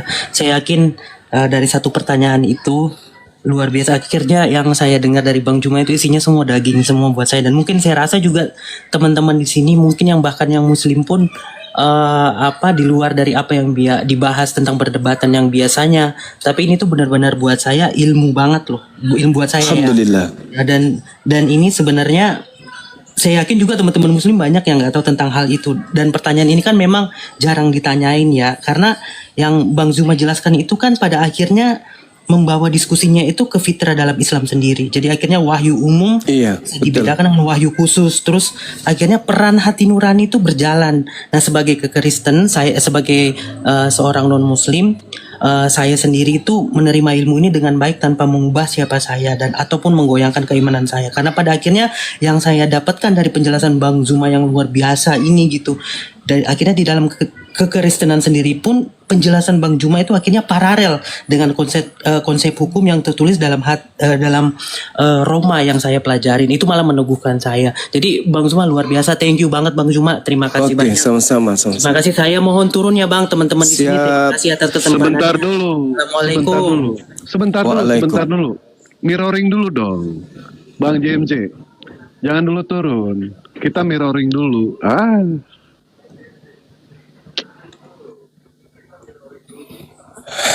Jadi sahabat di dalam saudara kita tadi itu menyindir kitab Roma. Jadi memang ada yang di dalam kitab Roma itu disebutkan mereka menggantikan kemuliaan Allah dengan manusia. Kalau nggak salah di Roma 1 ya, Roma 1 teman-teman. Di situ jelaskan begini. Mereka menggantikan kemuliaan Tuhan yang tidak fana dengan gambaran yang mirip dengan manusia yang fana. Burung-burung, binatang-binatang berkaki 4 dan binatang yang menjalar. Kenapa terkadang saya pribadi sebagai seorang penggiat apologet Islam menemukan ada dua sisi di dalam kepribadian Paulus ini. Kadang Paulus itu pengajarannya sampai kepada ilmu ma'rifat. Pertama karena Paulus itu memang menurut pengakuannya sendiri bahwasanya dia adalah murid dari Gamaliel. Artinya penganut Torah. Garis keras lagi, yaitu orang Farisi dari keturunan Benyamin. Namun ada celah di situ. Mungkin ini juga sebagai informasi awal dari teman-teman, dari anak-anak saya yang belajar apologet, apalagi yang datu yang lagi masa. Jadi gini, Roma 7, coba adik-adik saya buka, anak-anak saya buka. Saya akan buka di sana mulai dari data 13 sampai data 24. Data 25, sorry. Kalau di sekte lain sampai data 26. Jika demikian, adakah yang baik itu menjadi kematian bagiku? Sekali-sekali tidak. Tetapi supaya nyata bahwa dia adalah dosa, maka dosa mempergunakan yang baik untuk mendatangkan kematian bagiku. Supaya oleh perintah itu dosa lebih nyata lagi keadaannya sebagai dosa. Sebab kita tahu bahwa Taurat adalah rohani, tetapi aku, Paulus, bersifat daging, terjual di bawah kuasa dosa. Aku, Paulus, bersifat daging, terjual di bawah kuasa dosa. Ini pernyataan sikap Paulus, teman-teman. Sekali lagi, ini pernyataan sikap Paulus. Sebab apa yang aku perbuat, aku tidak tahu. Karena bukan apa yang aku kehendaki, yang aku perbuat. Tetapi apa yang aku benci, itulah yang aku perbuat. Sekali lagi, sebagai ahli Taurat, dia membenci apa yang dia perbuat. Yaitu ajakan, ajaran, seruan untuk mengimani salib adalah bla bla bla bla bla. Untuk memakan babi itu halal bla bla bla bla. Untuk tidak bersunat bla bla bla. Dia benci ajarannya itu. Dia benci. Saya ulang baca pelan-pelan. Ini pernyataan sikap. Jadi kalau adik tadi mengatakan ada kesinambungan, betul. Betul, tadi saya kasih data di Roma 1, tepatnya di data 23 apa 24 apa 23 itu. Mereka menggantikan kemuliaan Allah yang tidak fana dengan gambaran yang mirip dengan manusia yang fana. Itu di kitab Roma 1 itu. Nah, yang saya katakan kepada adik yang tadi, mudah-mudahan masih mendengarkan. Kalau Anda menemukan ada keseimbangan antara pengajaran Islam dengan Paulus, itu enggak salah. Karena Paulus menyadari memang. Bahkan ending Paulus itu ketika kembali dari mengajarkan Kristen, di Kisah Para Rasul 21 nomor 15 sampai nomor 26, Paulus itu bertaubat dari agama Kristen. Kembali menjadi Yudaism dia. Kita lanjut yang tadi. Untuk anak-anak saya ini, anak-anak yang belajar apologet Islam. Sebab apa yang aku perbuat, aku tidak tahu. Karena bukan apa yang aku kehendaki, yang aku perbuat. Tetapi apa yang aku benci, itulah yang aku perbuat. Jadi ada kekuatan di dalam diri Paulus yang menyeret Paulus melakukan segala sesuatu yang dibencinya tapi tetap aja dilakukannya. Masih ingat 2 Korintus 12 nomor 7 ya? Di dalam diriku ada iblis. Iblis ini yang menyeret aku untuk melakukan perbuatan-perbuatan yang aku benci. Dengan kata lain, kalau kita mau tafsirkan, tapi ini berupa pertanyaan bukan kesimpulan. Dengan kata lain, Paulus membenci ajaran Kristen. Sebab apa yang aku perbuat, aku tidak tahu. Karena bukan apa yang aku kehendaki yang aku perbuat. Tetapi apa yang aku benci, itulah yang aku perbuat. Jadi jika aku berbuat apa yang tidak aku kehendaki, aku menyetujui bahwa Taurat itu baik. Ingat, aku mengakui, aku menyetujui, aku merestui, aku ridho bahwa Taurat itu baik. Tapi di sisi lain, perbuatanku adalah Taurat itu tidak benar, tidak ada orang benar selamat karena Taurat. Itu perbuatanku.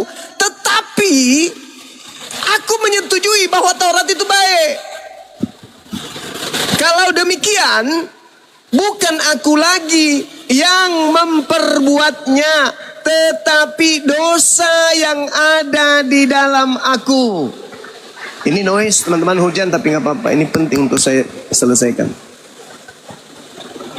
Jadi Paulus mengatakan, kalau demikian, bukan aku lagi yang berbuat, tetapi dosa yang ada di dalam aku. Jadi yang mengajarkan salib itu adalah tebusan dosa. Kristus mati dengan jalan kutuk, sebab dia terkutuk di atas tiang salib sesuai dengan apa yang tertulis. Bahwa kemudian jangan makan babi, jangan mau dilarang lagi makan babi, jangan mau dilarang minum khamar, jangan kau bersunat, jangan kau mau diatur hari raya, hari sabat. Itu bukan aku, tetapi dosa yang ada di dalam diriku, itulah yang melakukan. Nomor 18. Sebab aku tahu bahwa di dalam aku, yaitu di dalam aku sebagai manusia, tidak ada sesuatu yang baik. Aku tahu bahwa di dalam aku, yaitu di dalam aku sebagai manusia, tidak ada sesuatu yang baik. Sebab kehendak memang ada di dalam aku, tetapi bukan hal berbuat baik yang ada di dalam diriku. Sebab bukan apa yang aku kehendaki, yaitu yang baik yang aku perbuat, melainkan apa yang tidak aku kehendaki, yaitu yang jahat, itulah yang aku perbuat.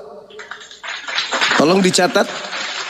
Jadi kalau adik tadi mengatakan ini sangat relevan dengan apa yang ada di rumah, betul Adinda, betul sekali. Karena Paulus pada prinsipnya itu sadar kalau yang bekerja dalam dirinya itu adalah iblis. Perbuatan-perbuatan Paulus itu Paulus sendiri katakan tidak ada sesuatu yang baik. Sebab kehendak memang ada di dalam aku, tetapi bukan hal yang berbuat baik. Sebab bukan apa yang aku kehendaki, yaitu yang berbuat baik yang aku perbuat, melainkan apa yang tidak aku sukai, yaitu yang jahat yang aku perbuat. Jadi jika aku berbuat apa yang tidak aku kehendaki, maka bukan lagi aku yang memperbuatnya, tetapi dosa yang diam di dalam aku, yaitu iblis yang ada di dalam aku. Demikianlah aku dapati hukum ini. Jika aku menghendaki berbuat apa yang baik, yang jahat itu ada padaku. Sebab di dalam batinku aku suka akan hukum Elohim, tetapi di dalam anggota-anggota tubuhku aku melihat hukum yang lain yang sedang berjuang melawan hukum akal budiku dan membuat aku menjadi tawanan hukum dosa yang ada di dalam anggota-anggota tubuhku. Aku Paulus, manusia celaka. Siapakah yang dapat melepaskan aku dari tubuh maut ini? Syukur kepada Elohim oleh Yesus Kristus Tuhan kita. Jadi dengan akal budiku aku melayani hukum Elohim, tetapi dengan tubuh insaniku aku melayani hukum dosa. Ini adalah pernyataan sikap Paulus. Ini adalah pernyataan tulus Paulus. Ini adalah curhatan Paulus. Ini adalah sifat keterbukaan Paulus. Ini adalah wujud kejujuran Paulus. Ini adalah sikap priori yang ada pada diri Paulus. Hargai itu. Nah, sekarang kalau kita melihat ketika Paulus mengatakan syukur kepada Elohim oleh Yesus Kristus, ternyata di situ bukan Tuhan kita, tetapi junjungan kita, Tuhan kita, Mesias kita. Jadi dengan akal budiku aku melayani hukum Tuhan, tetapi dengan tubuh jasmaniku aku melayani hukum dosa. Sekarang pertanyaannya, Paulus dalam hal menghalalkan segala makanan, membatalkan semua aturan Taurat, itu mau sebagai pemuas tubuh atau pemuas hukum Tuhan? Ini perlu ditanamkan kepada saudara Kristen, dipikirkan, direnungkan. Kalian makan babi itu untuk memuaskan hukum dosa atau untuk memuaskan hukum Tuhan? Kalian tidak bersunat itu untuk melayani kemudian hukum dosa, memuaskan kemudian keadaan dosa, berleha-leha menari-nari di atas dosa, atau Anda tidak bersunat karena melayani keinginan Tuhan? Silakan Anda renungkan. Semua telah kami jabarkan dan itu berdasarkan Bible. Saya berlepas diri, kami apologet Islam berlepas diri di hadapan Allah. Ketika kelak dimintai pertanggungjawaban, kami sudah menyampaikan separuh dari seluruhnya. Silakan. Selamat siang Yosua. Yos? Iya, halo. Iya, selamat halo. siang. Suara jelas. Ya, oke. Silakan tanggapi. Di dalam Roma 7 tadi. Iya. Ya, intinya di sini ya Abang Juma mengejekkan Paulus ya. Atau mengatakan bahwa Paulus itu seperti ini dan seperti ini. Tetapi bagi kami orang Karesteng adalah itu rasul yang diutus langsung oleh Tuhan Yesus ya, dan itu banyak sejarah-sejarah yang mendukung, banyak agama yang memiliki literasi bahwa Paulus itu adalah utusan nabi. Dan itu juga kita tidak menolak sebagai fakta sejarah, bahkan di dalam kitab kami sendiri, ya. Paulus tidak pernah membatalkan Taurat, ya, tetapi Paulus menuliskan dan menegaskan bahwa Yesus datang menggenapi Taurat itu. Maka Taurat itu berlaku sampai kepada zaman Yohanes. Sejak itu kerajaan Allah diberitakan bahwa setiap orang percaya, dia akan percaya dan mendapatkan kasih karunia itu di dalam Yesus. Keselamatan bukan di dalam menaati Taurat, tetapi Taurat itu tidak berlaku karena berlaku sampai kepada zaman Yohanes. Sebab itu Yesus datang menggenapi Taurat itu, maka keselamatan itu diperoleh tiap-tiap orang yang percaya kepada Yesus. Nah, jadi gitu Bang Juma. Jadi jangan mengkaitkan Rasul kami Paulus, ya, karena di dalam literasi ya iman abang juga saya pelajari, ternyata Paulus adalah utusan. Itu Bang Juma. Apakah Anda tidak mendengarkan curhatan Paulus barusan? Iya, aku dengar curhatan Paulus Bang. Tetapi masalahnya gini Bang Juma, Paulus itu kan diutus langsung. Jadi dia bercurhat maupun dia yang utus siapa? Juga, dia itu adalah yang mengutusnya siapa? Ya, yang mengutus Paulus adalah Yesus itu sendiri. Bagaimana Anda bisa mengatakan Yesus yang mengutus Paulus? Dasar pijakannya mana? Di mana Yesus mengakui itu? Dalam kitab-kitab Rasul, kisah-kisah Rasul Bang, ayat 9. Di mana Yesus memperkenalkan kemudian Paulus kepada murid-muridnya sebagai murid tambahan. Jadi Yesus tidak pernah memperkenalkan kepada murid-murid ya Paulus itu, tetapi Yesus sendiri menampakkan diri dan berbicara bahwa aku mengutus engkau supaya kau menjadi orang pilihanku untuk memberitakan namaku kepada orang-orang di seluruh dunia. Itu berarti dia mendapatkan langsung perintah dari Yesus. Makanya dari mana Anda tahu bahwa itu adalah Yesus, sedangkan Yesus mengatakan bahwasanya kamu tidak akan melihat aku lagi sampai kamu berkata diberkatilah dia yang datang dalam nama Tuhan. Matius 23:39. Dan aku berkata kepadamu, mulai sekarang kamu tidak akan melihat aku lagi hingga kamu berkata diberkatilah dia yang datang dalam nama Tuhan. Tolong tunjukkan ketika makhluk yang ngaku Yesus ini datang kepada Paulus, ada nggak murid-murid Yesus mengatakan diberkatilah engkau yang datang dalam nama Tuhan? Ada nggak? Silakan. Tidak ada. Tidak ada. Berarti yang datang kepada Paulus siapa? Ya, yang datang kepada Paulus itu Yesus. Itu penampakan. Yesus mengatakan kepada muridnya, dan aku berkata kepada kamu, mulai sekarang kamu tidak akan melihat aku lagi. Iya, hingga kamu berkata, diberkatilah dia yang datang dalam nama Tuhan.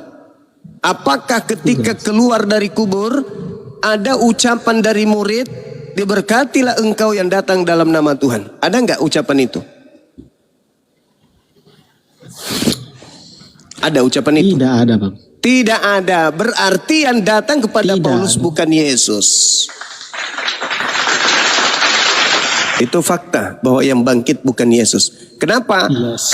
Karena ketika nanti Yesus datang untuk kedua kalinya, maka tak ada satupun orang Bani Israel yang tidak beriman kepadanya.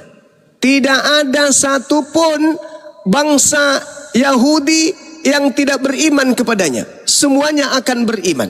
Al-Quran menjelaskan kemudian di dalam surah An-Nisa ayat 159. Sesuai dengan pengakuan Matius 23:39. Wa im min ahlil kitab illa la yu'minan nabihi qablal mauti. Wa yaumal qiyamati yakunu alaihim syahida. Tak ada satupun dari mereka yang tidak beriman. Nah, sedangkan Yesus mengatakan, aku Yesus berkata kepada kamu, mulai detik ini kamu tidak akan melihat aku lagi sampai kamu berkata diberkatilah dia Yesus yang datang dalam nama Tuhan. Apakah ada ungkapan ini muncul ketika ada sosok yang dilihat Markus, Ananias, Paulus pengarang wahyu, apakah ada ungkapan diberkatilah dia, diberkatilah dia, diberkatilah dia? Ada ungkapan itu? Tidak ada. Berarti yang kalian sembah hari ini itu bukan Yesus anak Maria.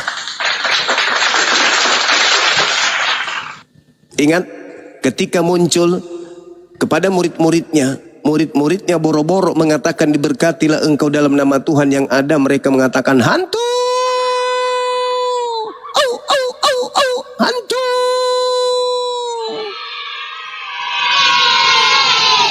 Jadi mana pembuktian bahwa yang datang itu adalah aku? Ada? Gak ada. Gak ada.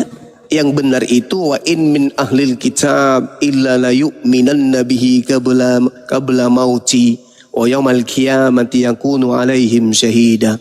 Nanti Nabi Isa akan menjadi saksi tentang pengikutnya. Sedangkan dalam Bible Yesus mengusir orang Kristen, bukan menjadi saksi, malah mengusir Kristen, dan dia menjadi saksi hanya untuk kaumnya Bani Israel saja. Lembutkan hatimu saudara Yosua. Sekali lagi, adakah ketika penampakan keluar dari kubur, datang ke Ananias, datang kepada Paulus, datang kepada Markus, datang kepada Maria, datang kepada penulis wahyu, ucapan-ucapan mereka setelah nampak yang mereka katakan Yesus, diberkatilah engkau yang datang dalam nama Bapa. Ada enggak ucapan itu, kepada sosok ini? Ada atau tidak ada? Nggak ada, karena aku tadi bilang, karena itu kan tidak ada kan? Beda, Bang. Jadi tidak ada. iya, Tidak ada. karena memang beda Bang itu. Tunggu Gurunda, sebentar dulu Gurunda. Tidak ada. Sebentar dulu Gurunda. Ini Ya. ada timernya ini, belum gambarnya tidak tampak ini pasalnya. Jangan sampai mati nih berapa detik lagi itu, dari tadi tidak muncul-muncul. Kalau mau ya rungkat. teman-teman detik. Takut rungkat aja Gurunda. Enggak apa-apa. Oke lanjut, bisa, oke. Ya bisa. Biasanya kalau tidak munculan tidak aman. Lanjut lagi. Ya, lanjut, silakan. Ya, Bang Juma, apakah berarti ada Bang ucapan Juma diberkatilah mengakui, engkau? Ya, aku bilang tidak ada. Tidak ada. Apakah itu Yesus? Ya aku tahu Yesus karena ada saksi. Lembutkan hatimu. Ya, Kamu tidak akan melihat kita aku di lagi. sini. Kamu tidak akan melihat aku lagi. Sampai kamu berkata, diberkatilah dia datang dalam nama Tuhan. Kamu tidak akan melihat aku lagi. Jadi mau 1000 mengaku Yesus, itu bukan aku.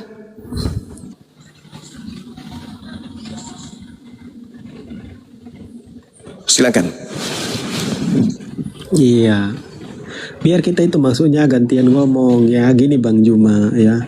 Ya, mengenai Yesus berkata, mulai dari hari ini kalian tidak melihat aku lagi ya, dan nanti kalian akan melihat aku datang untuk yang kali kedua. Ya, itu adalah berbicara bagaimana dia datang di hari penghakiman. Itu hebat, itu beda konsep Bang dengan hebat, dia menampakkan diri kepada Paulus. Karena kita kan ngobrol. Hebat. Kemudian dia Kalau ngobrol, kata dia Yesus, datang, kamu ya. tidak melihat aku lagi, selain engkau nanti akan mengatakan hal tersebut. Nah, Paulus mengatakan itu enggak? Diberkatilah engkau. Enggak kan? Malah dikatakan Tuhan kan. Siapakah engkau Tuhan? Itu yang diucapkan Yesus. Karena itu. Itu ucapan Yesus.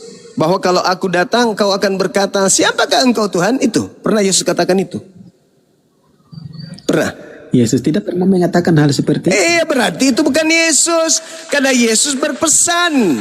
Yesus berpesan, kamu tidak akan melihat aku lagi. Makanya saudara, ketika Anda mengatakan itu adalah Yesus, Paulus sudah mengakui bahwa apa yang aku katakan itu, apa yang aku perbuat itu adalah apa yang aku benci. Sebenarnya aku tidak suka, tapi mau tidak mau harus aku sampaikan. Kenapa? Karena ada iblis di dalam diriku yang selalu menggocok aku.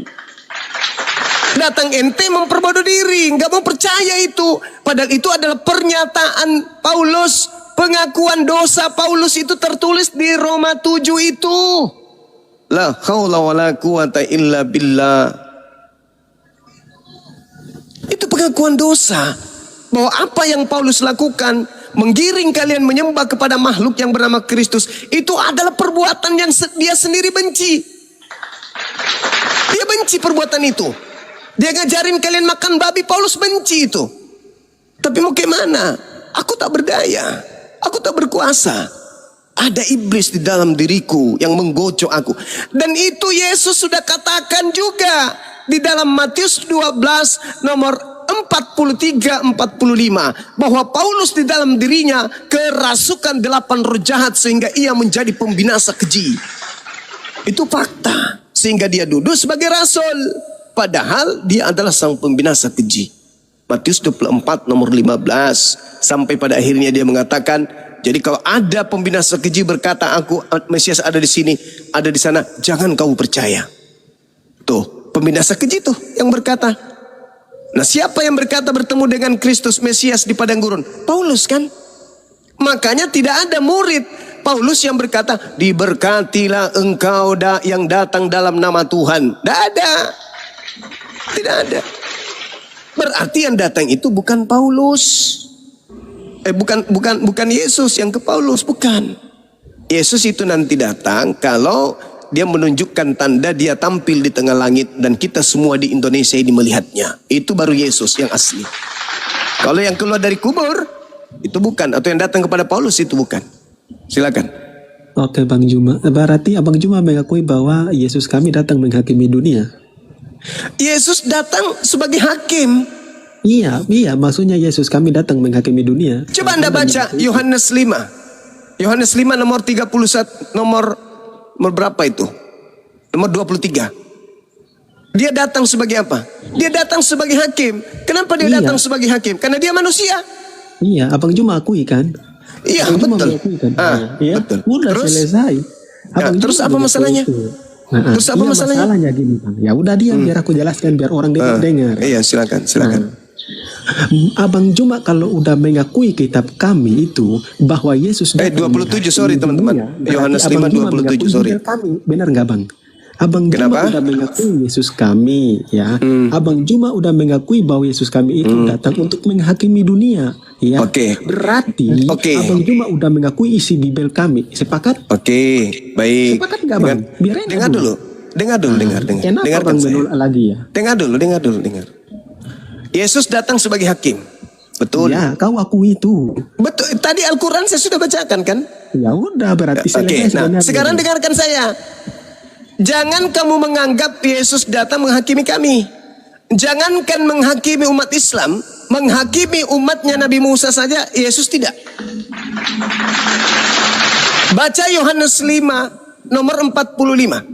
Jangan kamu menyangka bahwa aku datang menghakimi kamu di hadapan Tuhan. Yang menghakimi kamu adalah Musa, bukan aku. Yaitu Musa yang kepadanya kamu menaruh pengharapanmu.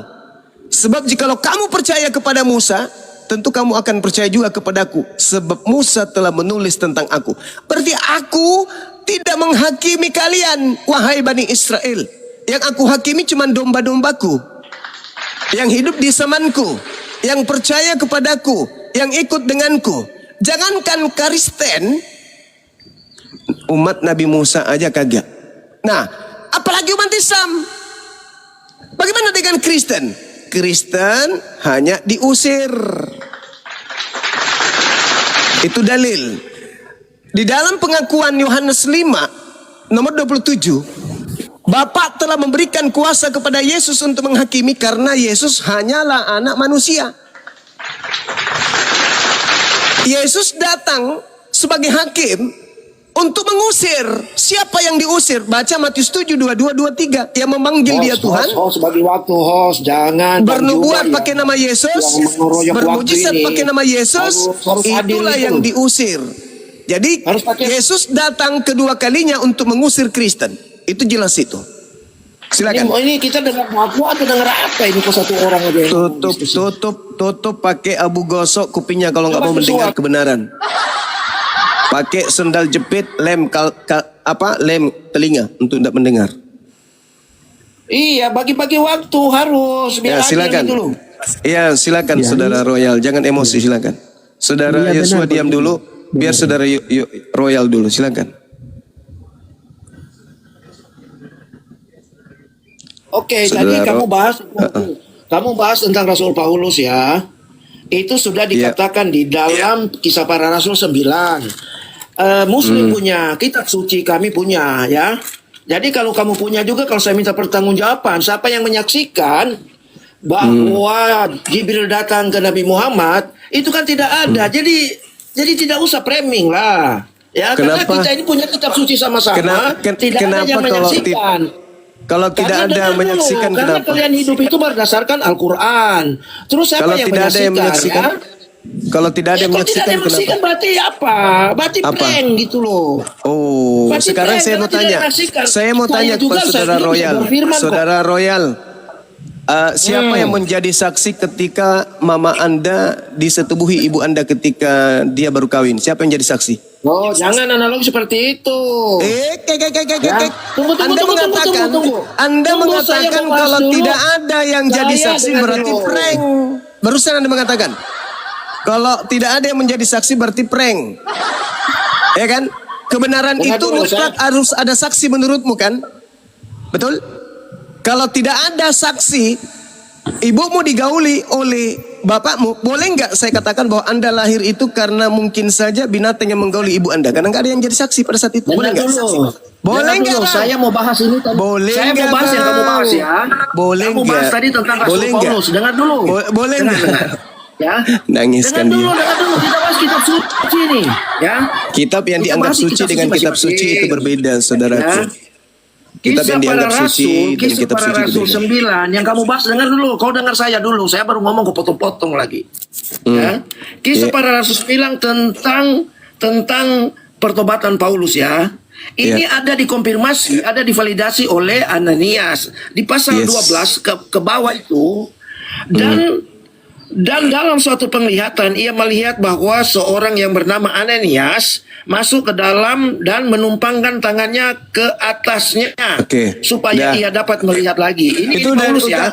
Itu sudah di luar tumit saya Bang yang kayak gitu-gitu. Sekarang pertanyaan saya, siapa yang menjadi saksi? Siapa yang menjadi saksi bahwa cerita Siapa yang menjadi saksi bahwa cerita Siapa yang menjadi saksi bahwa cerita Lukas ini betul? Siapa Bang? Sekarang saya tanya sama kamu juga ya, kita sama Miron. Tanya kau ya. Siapa yang menjadi saksi bahwa Muhammad menerima wahyu dari Jibril? Ayo. Nggak ada yang jadi saksi. Allah dan malaikatnya. Oh sama.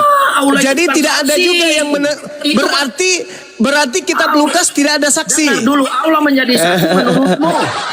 Iya. Allah menjadi saksi menurutmu. Iya. Berarti cerita Lukas di Kisah Para Rasul ini tuh nggak ada saksinya gitu. Cerita ini tahu nggak? Kitab suci ini dengar dulu. Kitab Kristen ini semua yang ditulis oleh nabi-nabi, oleh rasul itu semua diilhamkan. Jadi mereka dituntun oleh Roh Kudus. Coba menulis, kau tunjukkan. untuk berpikir. Coba saudara itu tunjukkan kepada saya. Ya. Dengar. Coba kau tunjukkan kepada saya di mana Lukas menerima wahyu ilham. Di mana?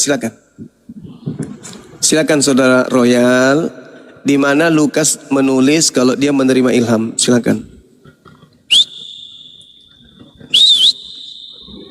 Di mute, siapa mute nih? Ya, silakan Anda tunjukkan di mana Lukas menerima ilham. Tunjukkan di mana saksi bahwa Nabi Muhammad menerima wahyu. Tunjukkan. Di mana Lukas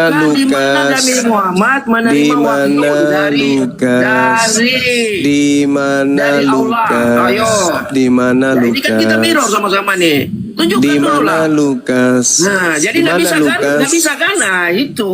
Di mana Lukas katakan bahwa dia menulis berdasarkan ilham. Kita diskusi Nabi Muhammad menerima wahyu, siapa yang menjadi saksi? Lukasnya tahu itu. Di mana Lukasnya mengaku menerima ilham? Di mana? Bedanya teman-teman, Allah itu bukan makhluk, Yesus itu makhluk. Berarti kalau Yesus makhluk turun ke bumi, harus ada saksi melihat Yesus yang makhluk bertemu dengan Lukas yang juga makhluk. Coba, di mana bisa saya temukan Lukas bertemu Yesus sampai dia ngarang Kisah Para Rasul 9 itu?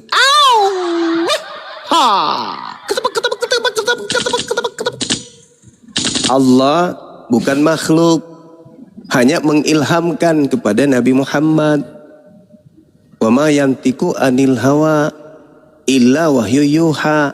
Itu baru disebut wahyu, karena Allah mewahyukan. Allah tak terlihat, Yesus terlihat, Lukas terlihat. Berarti harus ada saksi melihat Yesus bertemu bercakap-cakap kepada Pak Lukas, lalu Lukas mencatat kisah para pewarta.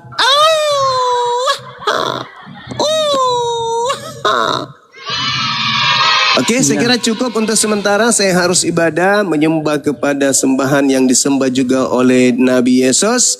Mudah-mudahan apa yang saya sampaikan ada manfaatnya. Ingat yang saya sajikan kepada saudara tadi, bahwa nanti bisa disebut bahwa yang datang kepada Kristen, yang datang kepada Danias, yang datang kepada Paulus itu adalah Yesus.